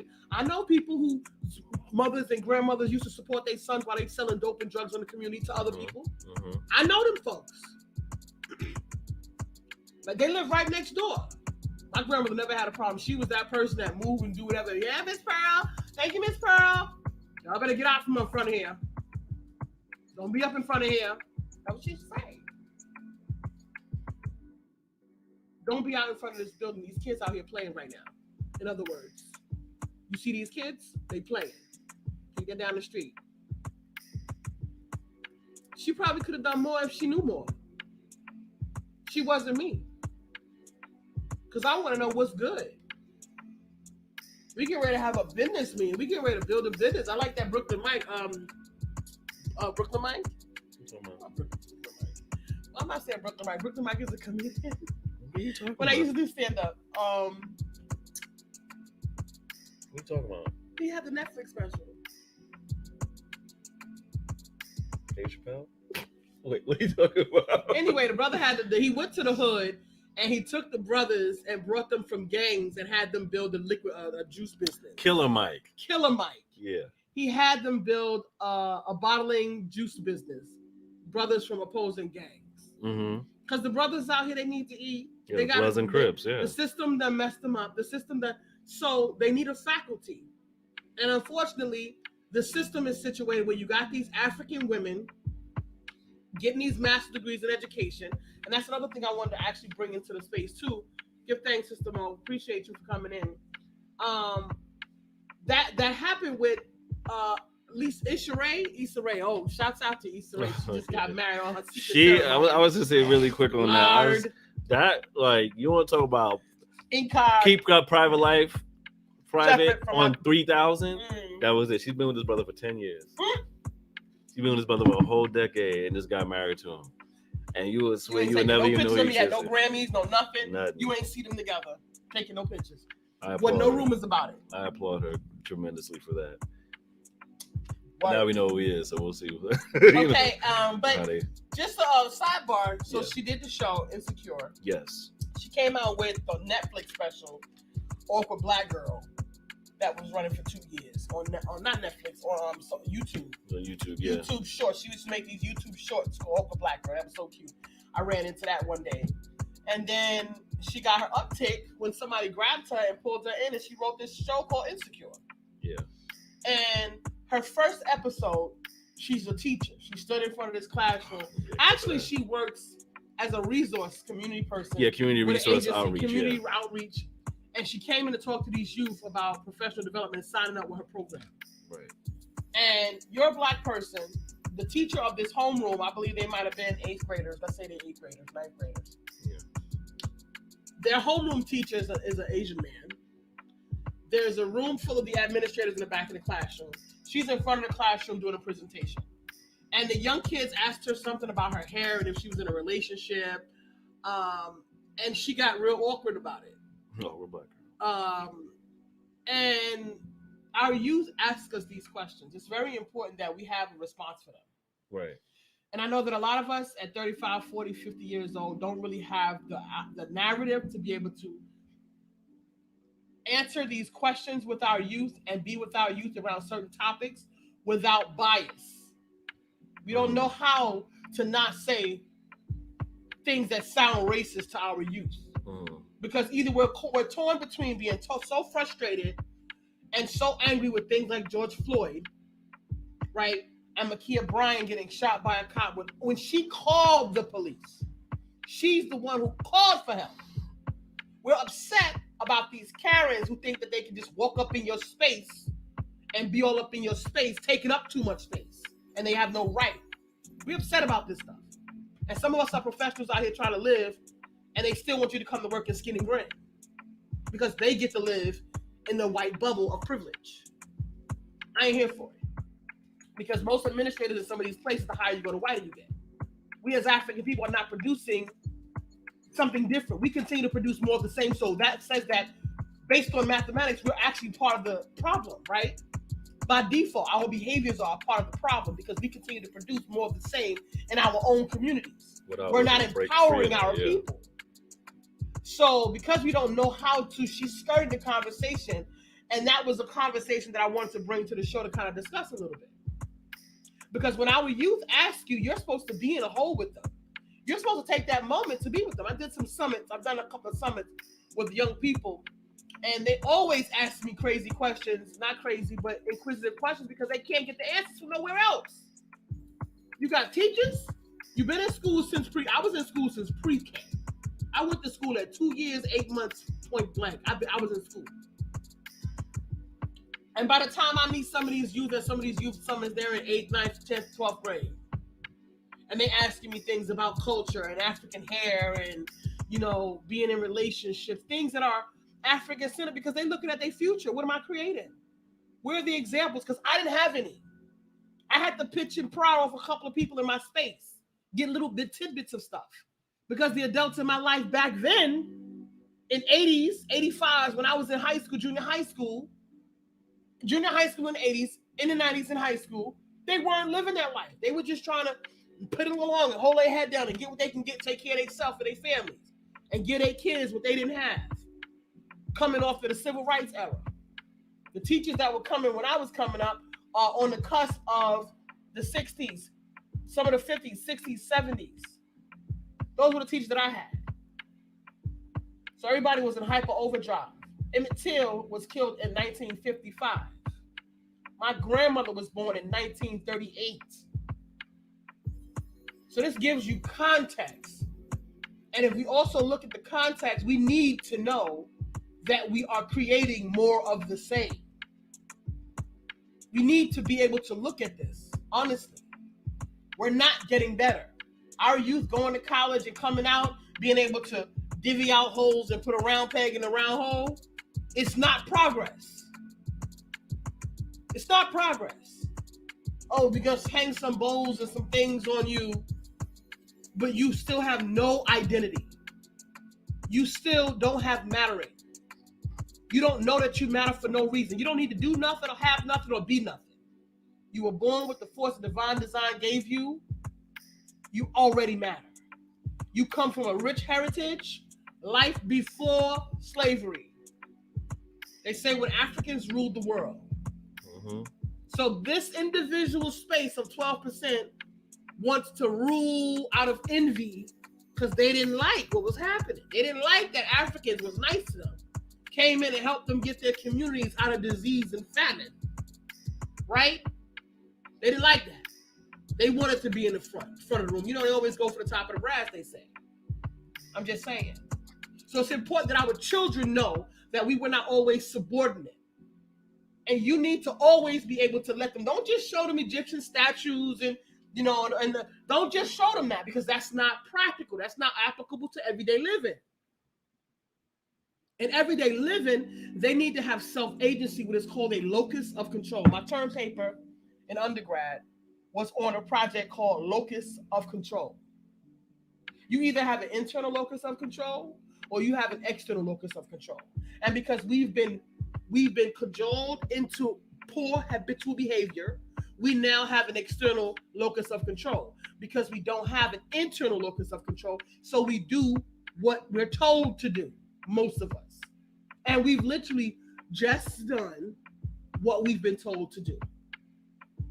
And that's a soft spot for a lot of us, especially some of our elder professionals. When you realize that at 50 years old, 60 years old, you just waking up. It's no rush. There's no time. Is of no consequence to you as an African. Time is no essence, no consequence to you. You don't have to worry about meeting some. Oh, I'm running late. Oh shoot, I gotta catch up. But there's no that consciousness of time is a scarcity mechanism to keep you in the rat race. We make decisions that put us deeper in debt, deeper connected to the system. This is the stuff that we're not teaching our children. It's not good for you to sit there and tell them, oh, just get a good job and go buy this and start a business. All those things are maintenance conversation. You need to chisel it out as such.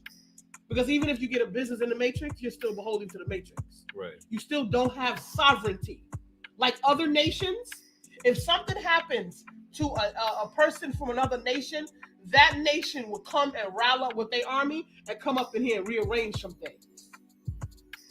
African people, as a unit and collective, there's no way that on broad national television, George Floyd was killed and nobody showed up on the deck, ready to set it off out here in these streets for African in America. There was nobody. Everybody was protesting and complaining and screaming, and then you had some ghosts pop up and show up in the front of the room like they got the answers, but nobody showed up, locked and loaded, ready to set it off in here. Because that's what was supposed to happen.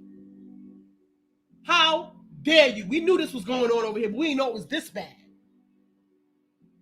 We didn't know it was this bad, that you would have the bold audacity to lay on a man and take his life. Because that was not necessary. That man was already in handcuffs. Even if you had let him run, you hit him with a taser, he gonna fall. Right. He was in cuffs. How far can he get?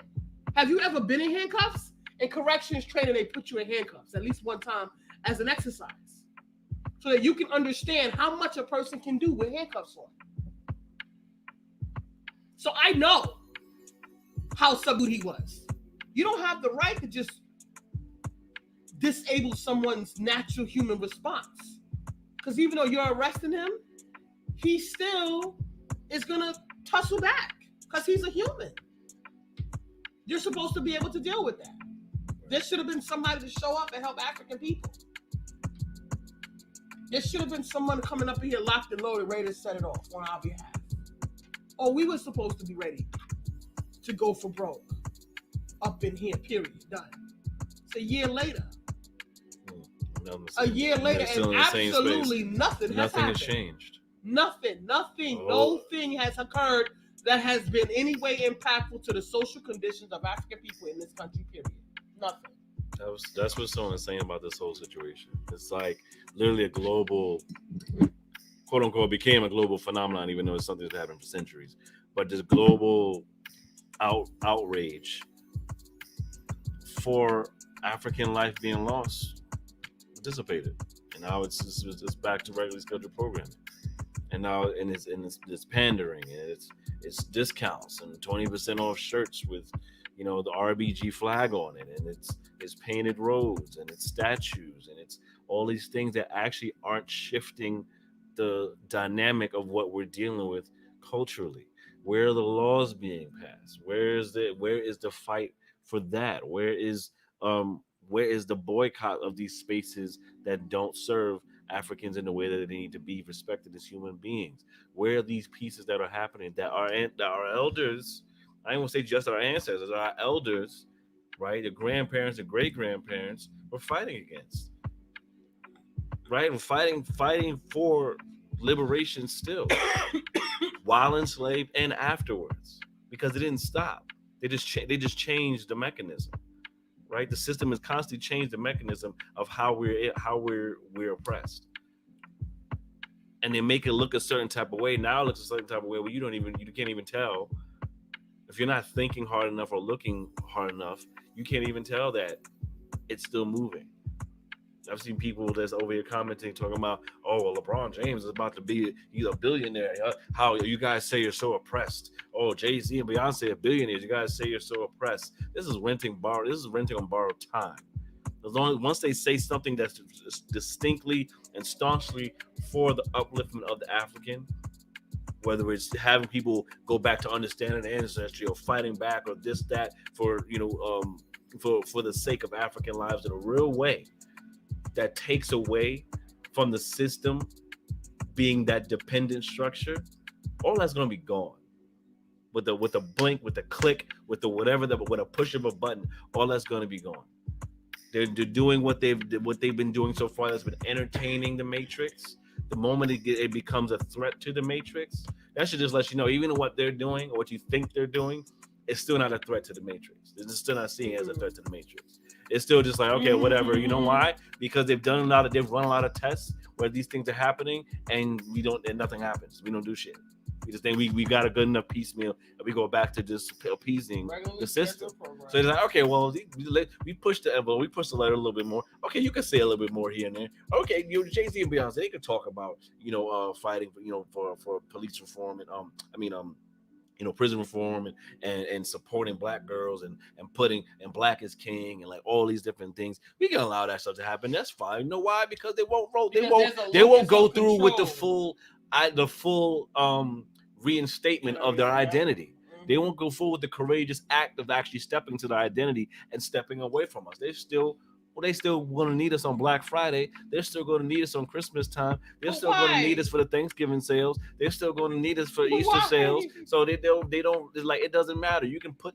We've now got to the brink where they actually can say all these things and it's fine. But the moment it becomes a staunch, let's say 60-day, 90-day protests and revolutionary actions of this and that from these people, then that money's gonna be gone. So keep looking at those billions like it's great. Like it's actually like they've done something. They're successful. They've made it. They're still in the Matrix. That's cheated money. That's money that's on a string. They have no power. They have no power. They have zero power.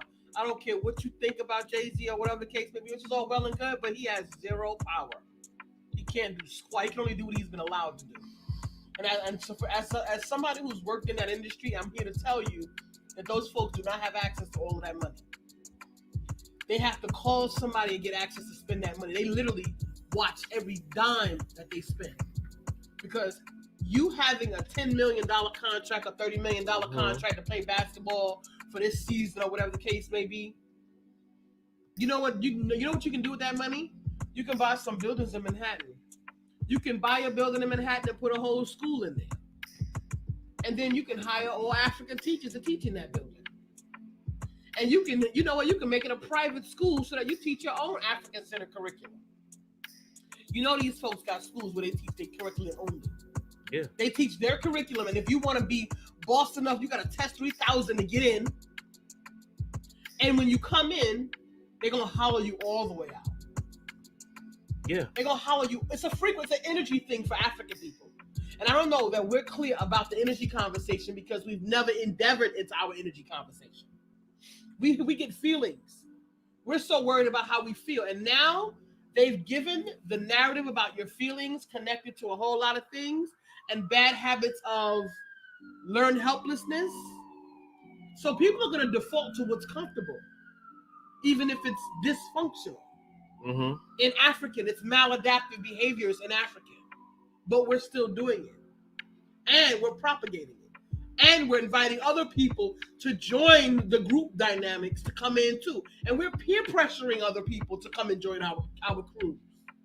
of maladaptive behaviors in its various manifestations. I should be able to do what I do because I let you do what you do. But the moment I come in, I'm the problem. Because I don't have maladaptive African behaviors. I don't have them. I use myself as an example because it's important to use myself as an example. Because you, too, can do whatever you want to do. You can be that African in that space when African is necessary in front of our youth, in our families, in our communities. It has to be more of it. It can't be just a few. All right, none of this was a magic crystal we found. It's about doing work, and we literally decades of work. It's decades of work. You just have to know where you would like to find the truth. You need to find the truth for yourself. Right? It's not some magical thing.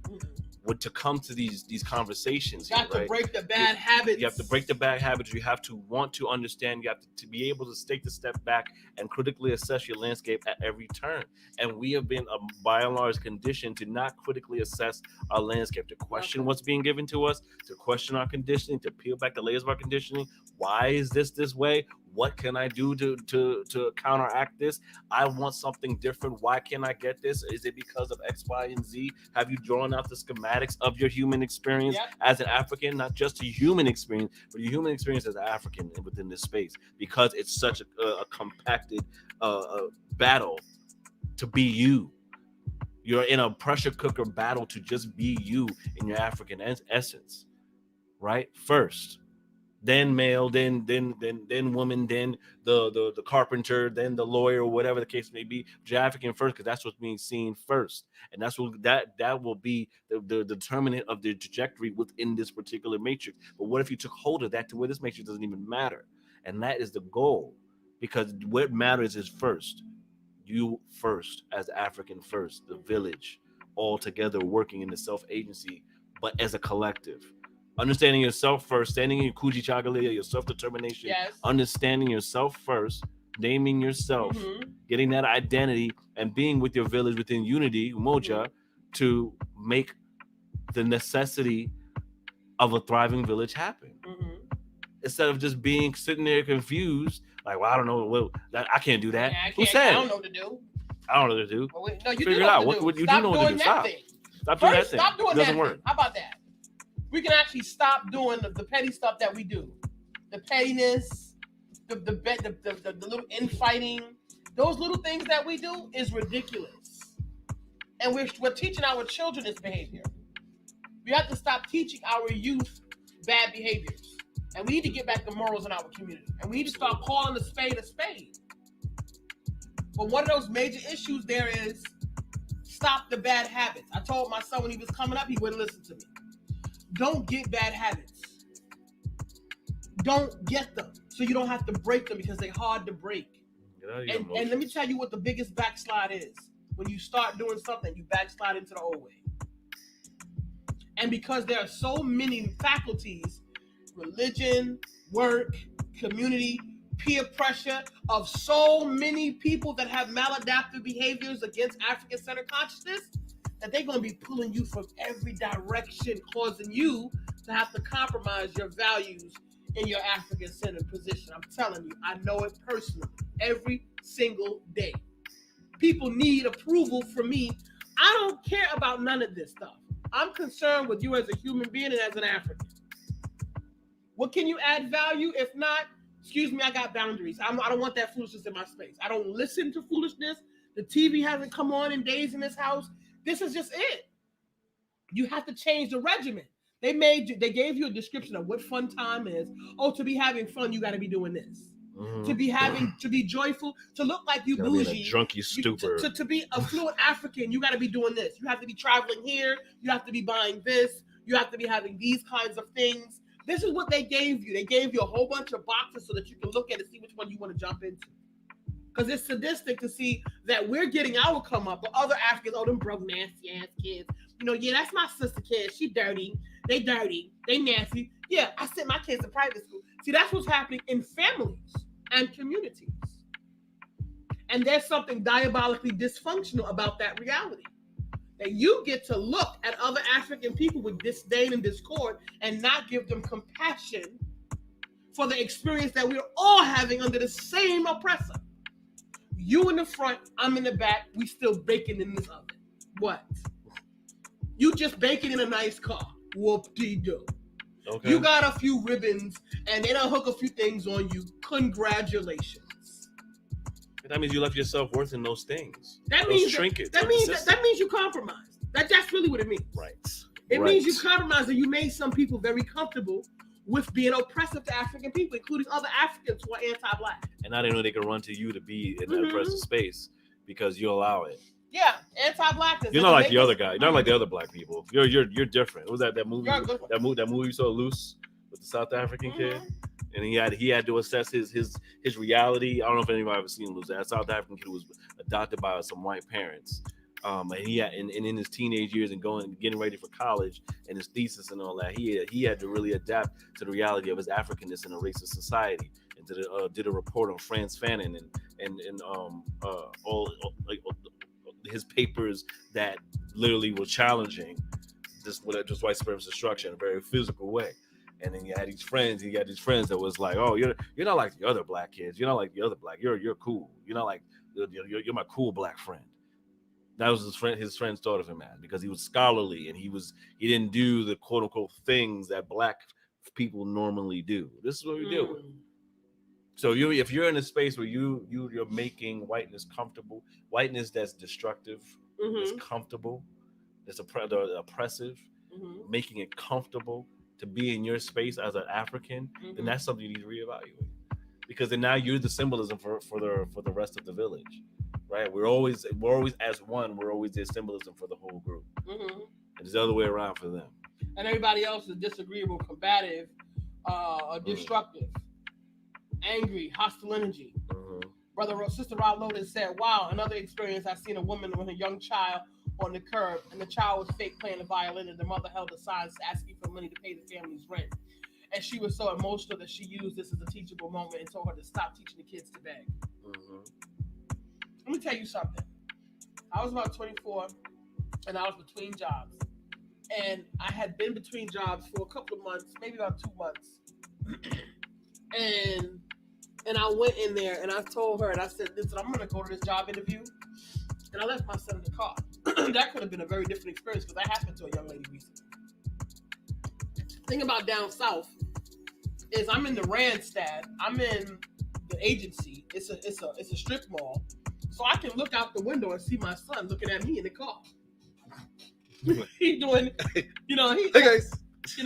My kid was very self-contained. He was an only child. He was coming up and he very self-contained. He's not gonna bother nobody. He's not gonna let nobody in the car. He's not gonna open the door. He's not gonna do nothing. He's just gonna stay in the car. So I can look out there and see him. The windows are cracked. He's good. But I had to go in there. And then once I got this job assignment, I didn't have a babysitter because I hadn't gotten paid yet. So I took my son to work with me, and I was doing a night shift. And I took a guard job where I would be sitting in my car at a construction site. And my son has to lay down in the back seat so none of the construction workers would see that this kid is on this construction site with me. You ain't gonna find me begging nowhere. I was 24. That makes my son 40. So I ended up getting busted about 3 weeks later, and they fired me. But I got my couple of paychecks. They got me back on track, and I waited and got something else. And I got my son back in daycare. Because down south, they don't have the same situation that they have up here. You pay out of pocket. If you make X amount of dollars, you got to be destitute to get us any type of support. And we coming from families that have broken hinges. And some of us, we need support in different areas.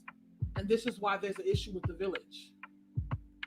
We have these issues with our village. And I'm a human being. I've come up in this experience. I was in foster care. I went to boarding school. I didn't have that family life.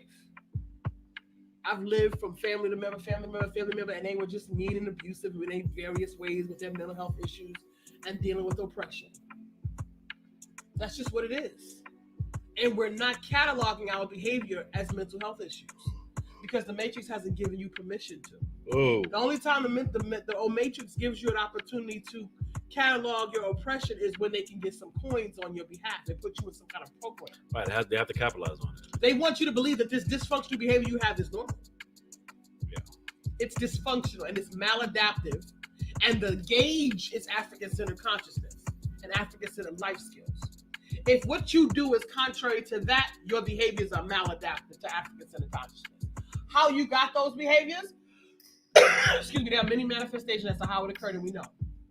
But the onus is on you to be responsible for being different, and we got to start creating more of the same. Bad habits bring regimen into your life. Whatever 30 days, 60 days, 90 days, excuse me, that you need to do to gain a regimen, you need to do that. Because brother was saying to me the other day that, that they teach regimented with the military, and I've said this before. They do it with black folks in the military, the police, and these Greek clubs and these community organizations on these jobs. If they can instill a behavior through repetition and learning and positive and negative reinforcement and consequences and get you to fall in line with being in the army, why can't you use those same regiments to file in line and file your consciousness on an African frequency? And it's going to be hard. And there will be many challenges. Because once you get into that African frequency, you're going to discover how very many things are contrary to African-centered consciousness, which is damn near everything. But it's going to take that,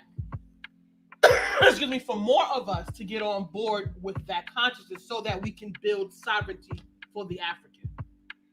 If we're not building sovereignty for the African, we are building ourselves into a comfortable position in the matrix, so that we can comfort ourselves inside of this function and hope that we can curtail all the many myriad of circumstances that befall everybody else. Because, we ain't like those. We have fluent Africans. That stuff is not going to happen to us. You never know what happens out here in this world because we are not collectively on the same frequency. Some of our African brothers and sisters have less, and it's not their fault. Some of our African children, young people, are coming up in households where the parents have mental health issues. And nobody protected those children. Nobody told that little girl that she ain't supposed to be fast. You ain't supposed to be turning your butt up. I raised my son like this. My son got up around his father. Oh, he's so cute. He gonna have all the girls. No, he's not. Don't do that. My son is gonna have a girl or plays with girls like other kids. They're children. He's 10. Why does he need that? Why do you get to implant a girl is something to get? Like a trophy or like some type of goal. Why do you get, with your dysfunctional foolishness, get to implant in my son that a girl is something to get? He's 10. He shouldn't be concerned with no girlfriends. He's had a best friend that's been a girl for the past 5 years. All he know girls as is some more kids to play with. And that's how I want to keep it. No. But this is what happens. If you're not one of us, you're one of them. This is what it means. While you raising your child on this way, other people is raising their ignorance that way. Mm-hmm. And because I know my son's father family, and I know they never really had no love for me, they would disrupt my son's development and tell him foolishness just because they want to spite me. This is what's in our community. This is the real deal on the ground stuff that happens in our community. That is dog eat dog. That are the manifestations of dysfunctional, maladaptive African behaviors and self-hatred and a worthiness issues. All of this is all a result of it. And white-centered consciousness is not going to prescribe any of this for us. This is my prescription based on my research from our elders. And we have many elders, and there's a lot of work to do. And there is a segment in our development for studying. But don't study too long. Study some and go to work. Study some and get to work. Because while you're studying, you're also raising children. While I was studying, while I was working through 15 different faculties within my consciousness, while I was implementing new behaviors in my life daily, I was studying and raising a child that I raised with a standard. And there was no other way. It wasn't until he got to his father's family that he realized that slack is fun. Slacking off, doing the bare minimum, being up late watching TV is fun. Just that quick. He picked up bad habits. So African, you got bad habits because you get dealt. We can raise our children. We can seed our children. But you know who are in the world right now making decisions that are going to impact those children's lives? Dysfunctional adults. Totally. Dysfunctional adults, because the children right now can't go home and regulate the parents. So even if you're raising them right, or you're trying to put seeds in them at school or what have you, the children don't have no ability to change the environment. They still have to go through a learning curve of learning the system. They still have to go through the learning curve of learning the system. So even when they learn African-centered life skills, they still got to learn life skills. Because we've all agreed to participate in a world where you have to pay for water. Water is community property. The air is community property. The food that divine design gave you with no holds bar, for those who are reading the Christian Bible, I give you the Garden of Eden and all the vegetation fruit filled for your filling. Go and be merry. There was never supposed to be anybody of 12% to come and put barriers between you and the bounty that the Most High already gave you. So because of this scarcity conversation that's now been created, which is all creation, we have African children that would parasite all the African children. Hurt them, abuse them, and try to cause them harm. All of those kids that were present that day when that fight happened and that little girl got shot, Ma'Khia Bryant, when she got shot in front of all of those children, not only did that happen to that little girl, that happened to all of those kids that were in that space, that were sitting up there, enjoying watching her get jumped. They all experienced that trauma right there. And the ripple from that experience, who knows how deep it's going to go? Right. Who knows? Did those white people come down with that police precinct and go in that community and do intervention yet? No, they haven't. No, they haven't. There needs to be real, deep, serious intervention on the African frequency. It has to happen in African. It can't happen no other way. You have to stop using these other faculties, because those other faculties are cutting interference in your development of African-centered consciousness on purpose, because the 12% cannot allow you to get African-centered consciousness. It will be detrimental to their survival. So the tools they're going to give you are going to be dysfunctional. Brother said, I saw a meme recently. If the Christian Bible was really helping Africans get free, they would have took it away. And you need to know this. They killed our leaders because they were helping us. They killed our leaders, assassinated our leaders, and disrupted our countries because they were helping the people. So if anything they gave you, if it was helpful, they would have taken it. So that factor, that's basic mathematics. So if you're using that, it's not creating African-centered consciousness, which means it's maladaptive in sense of African consciousness. Just a footnote, because that's the gauge. But family, we over time. I can keep running with it. What you say? We have to set boundaries and morals and start teaching these children. You're not supposed to sit in grown men's laps as a young girl. Oh my God. Oh my God. Stand on what you say. We have some sick people and our children that have not been taught. Yes. Family. I don't know. I be like, are these people still teaching their children stuff? No. You ain't to put the nickel between your legs, because you ain't supposed to be sitting with your legs gap wide open. Don't be sitting on no man's lap. Don't take money from no adults.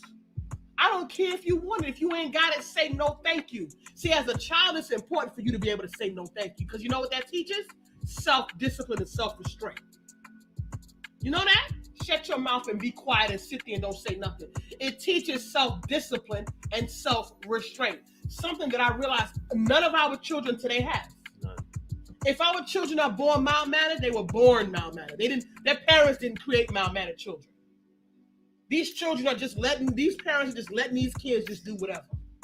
You got these now it's like, just let them do whatever until they, like when they're kids, like little kids, just let them just run around and do whatever until they tire out. That's supposed to be freedom. So you can be My free. son had structured activity at a certain hour, and I knew his schedule because I would wear his butt out, and he would be right in the bed. 8:30 was done, because I need an hour and a half, 2 hours of me time to read my book, to take my bath, to prep my lunch for tomorrow for school, to iron his uniform for the rest of the week. That's what I did. And I had a very regimented, segmented schedule from young. 21, 22, 23, 24, 25, point. And I went through a mental health breakdown during that time. That didn't stop my regimen because it was on autopilot. So I don't accept you telling me that, oh, I'm going through something. You ain't, listen, you know what, an African? We ain't got time to go through nothing. Work it out and keep it moving. Because you created a situation here. No, stop letting these people tell you it's okay to have a breakdown and have a fit and all that. No, it's not. It's not. It's not. Get your ass up and get to work. Because did nothing stop. There are people in here that are depending on you. You have to build your mental health wellness into your living experience. Don't take time off for mental health. Maintain good mental health all the time. All the time. Always maintaining good mental health. We waiting for what? We waiting for occasions. We got these folks cajoling our lives and moving us through. No, that's a lie. You're not supposed to burn yourself out because you're supposed to build in good mental health into your life. We live in an unnatural living experience. As African people, we had the nourishment of vibration. We had the nourishment of our village that would love on us and pour into us and keep us healthy. If we were depleted, there was somebody pouring in. So today, everybody's in a silo, and that was important. That 12% built in this conversation of singular, of individualism. And everybody's breaking down, and nobody's stable. Everybody's, any minute now, people can just fall apart. And, you got children. Your kids need somebody to look after them. Your kids are a part of the group that's outside right now jumping a little girl that got a knife that's about to get shot by police. Your child, because you decided you was breaking down. Because you decided that you ain't feel like these damn kids. You want to go party. You got lashes, you got nail done, you got hair weave, you ready to go get it popping.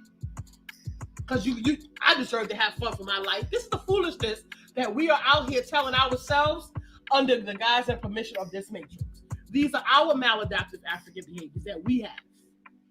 I don't care what level you at.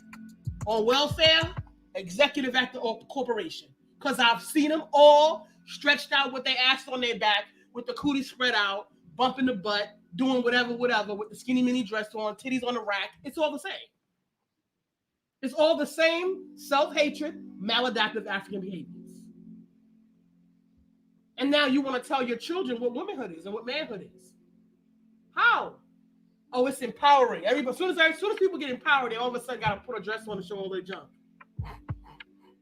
That's the first thing they got to do. I'm empowered now, so because I'm empowered, I got to show everybody that I got a nice body. Really? That's how you decided to get empowered? African? I'm just saying. You're trying to get empowered, but you're trying to look at yourself. You're supposed to see God in your reflection.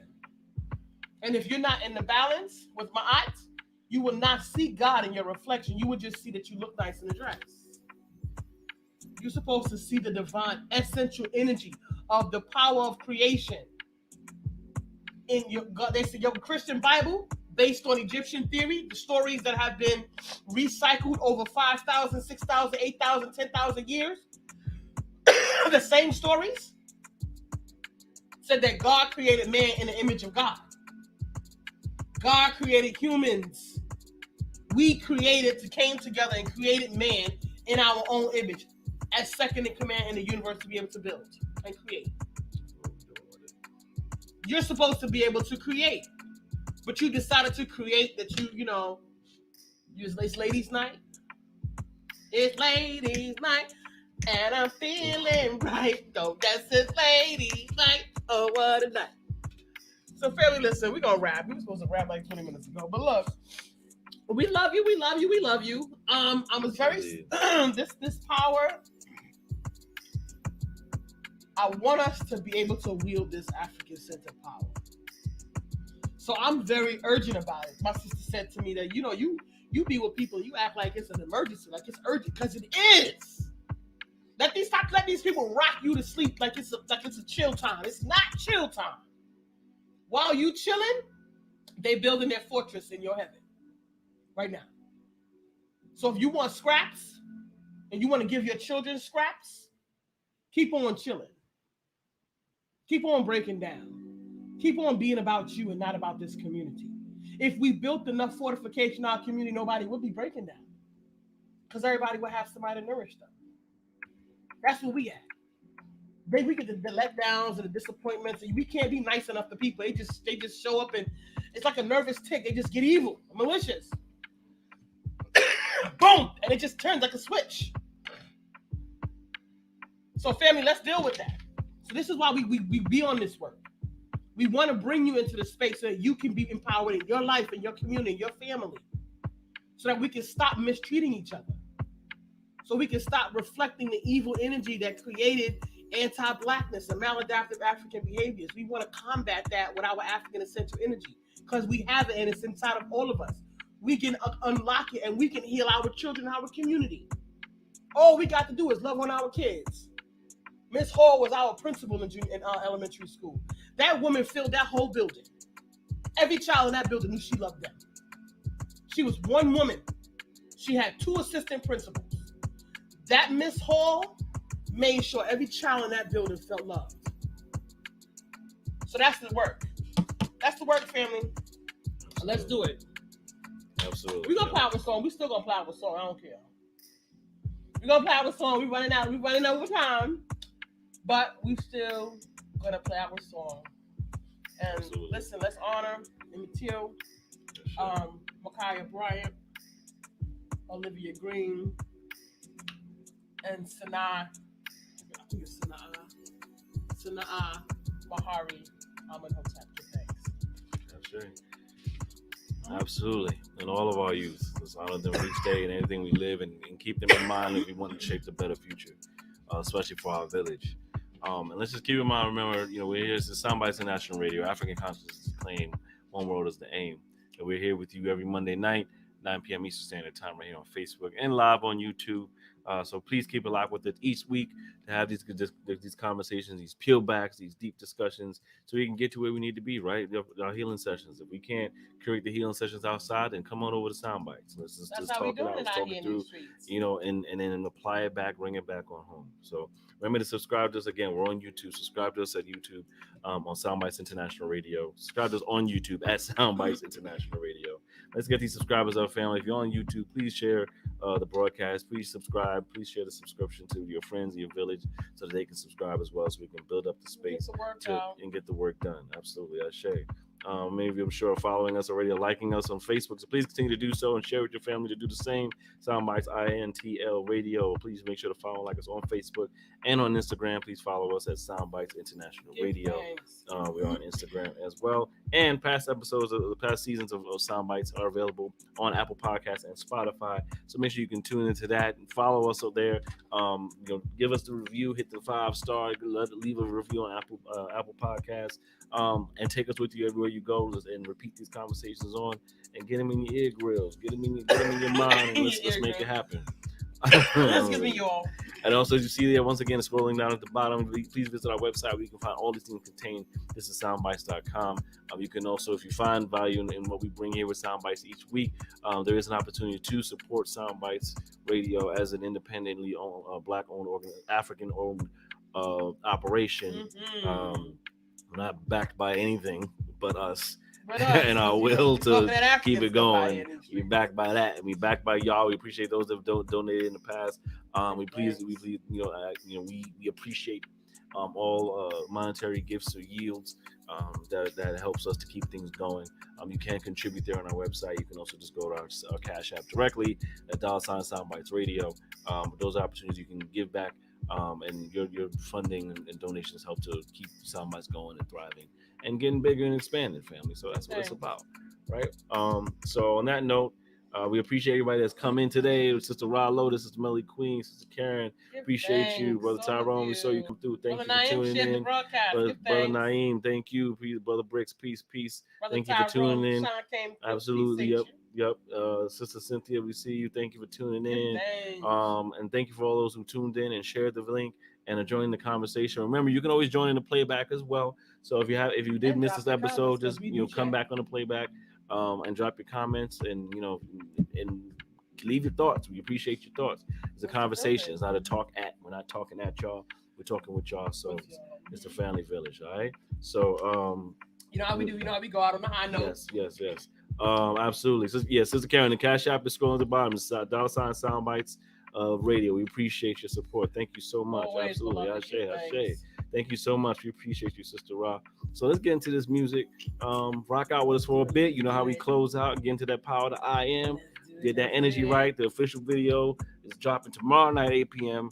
Eastern Standard Time for I Am, by the brother Bricks, myself, and the brother AJ Throwback. The official music video is dropping tomorrow night at 8 p.m. Shouts out to I Am Damien, who directed and filmed the video. It's awesome video, nice summer vibe video. Stepping into your power, your lightness, your airiness, your watery summer vibes. All that's gonna be the feel good video. So we look forward to y'all seeing that drop. So let's tune in tomorrow for that. On YouTube, we'll drop the link as well for that into this chat. But in the meantime, let's sit with the song as we do, and let's get it popping. This is Soundbytes. Check out I Am. I walk the face of the earth with a boldness which makes people ask who sent you. I tell them I am. They tell me that's a cute affirmation, but it's not an answer. I reply, listen again. My affirmation is your answer. Reach the power of I am. This is the greatness of I am. Look at the strength that I have. None of the truth can deny that. Hear the proof in the hi-hat. Eternal reflection, I digress. I love me more, never love less. I love me more, never love less.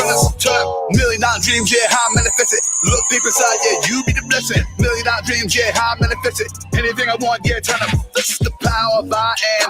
This is the greatness of I am. Look at the strength that I have. None of the truth can deny the power of I am. Handsome chocolate mofo, yo. Anytime I'm on GoPro, lyrical high home growth. Living spots with a coke so low. This is without morale so low. So I pitched it fast, pitch it slow. To the cows call home, bro. It didn't make sense. I was told as a child I wouldn't be shit. Revenge on my mind, started flipping the script. They fed me lies, started picking that shit. They treated me different, I embraced that shit. You know the ones that be closest to you, to be the family ties. Sacred bonds, seeing plenty murder, dirty service, little cuz, cock up with a dirty burn up. But better believe in me 1,000%. Better I achieve what I was sitting here to get, and I couldn't resist. Kill these niggas with their toxicness without a popping pit, so monotonous. Told myself I couldn't rock with this. Hanging with goofies couldn't get rich. True blood suckers couldn't see bliss, couldn't see shit. Kiss gold face, nigga, you dead wrong. I ain't regurgitating, percolating, singing the same song. I'm blessed all day long, lame all day long. Having a form of godliness, but denying the power thereof. Fuck nigga, I am. Some people might say I'm wise. Well, they're absolutely right. I am wise. As in wise, cleansed and purified of the nonsense they tried to attach to my context. I am resilient. I am more than a survivor. I am a thriver. Reach the power of I am. This is the greatness of I am. Look at the strength that I have. None of the truth can deny that. Hear the proof in the hi-hat. Eternal reflection, I digress. I love me more, never love less. I love me more, never love less. Turn up $1,000,000 dreams, yeah, how I manifest it. Look deep inside, yeah, you be the blessing. $1,000,000 dreams, yeah, how I manifest it. Anything I want, yeah, turn up. This is the power of I am. This is the greatness of I am. Look at the strength that I have. None of the truth can deny the power of I am. Shit's a grind. I'm totally surprised that I ain't lost my mind. Had to take setbacks and learn the weak setbacks that those I gave jetpacks that no planes don't fly. Now I'm in no space, so wasting my time. Focus my glow to shift paradigms. My get up and go to keep my folks from dying. So I'm on the road with a goal that's refined. Yeah, riding with a mean vision. Reflected from every angle through a clean prism. Dark matter reflected in technicolor and gray. When I lost my mother, found peace inside my queen, and I laid it on my brothers. Yeah, my heart was shaping up the grand scheme. I don't wrestle to the mat on my damn demons. In a matter of time, became a champion. Now my everyday mantra to do the damn thing. So my aim to pack out every arena, inspire the future leaders with every line of the levers of God and unbelievers. Do what they can't conceive us, love what we do and leave us. Brick, they never see us. Woo! God damn, I'm feeling good, motherfuck. What they say, I'm doing what they never would. Yeah. Get a grasp on your life, yeah. Pay many sacrificial prices. Podium done playing nice, yeah. They gonna recognize who the nice is. From the north to the southeast, kicking others every lane, share about seats. I'm aligned with it, man. You cannot be. Say anything I want, yeah, turn up. Man, I ain't talking in terms about which I want to or even I will anymore. Only things I proclaim, I do, I have, and I am. I do as my ancestors instruct. I have all I need to affect change, and I am a living magnification of God. This is the power of I am. This This is the greatness of I am. Look at the strength that I have. None of the truth can deny that. Hear the proof in the hi-hat. Eternal reflection, I digress. I love me more, never love less. I love me more, never love less. Turn up. $1,000,000 dreams, yeah, how I manifest it. Look deep inside, yeah, you be the blessing. $1,000,000 dreams, yeah, how I manifest it. Anything I want, yeah, turn up. This is the power of I am. This is the greatness of I am. Look at the strength that I have. None of the truth can deny the power of I am. Another Power Yo I Am, family. Let's get it. Soundbytes International Radio, y'all. African consciousness is the claim. Until next Monday, you'll have a blessed night. One love, family. Peace and power to you. Take care.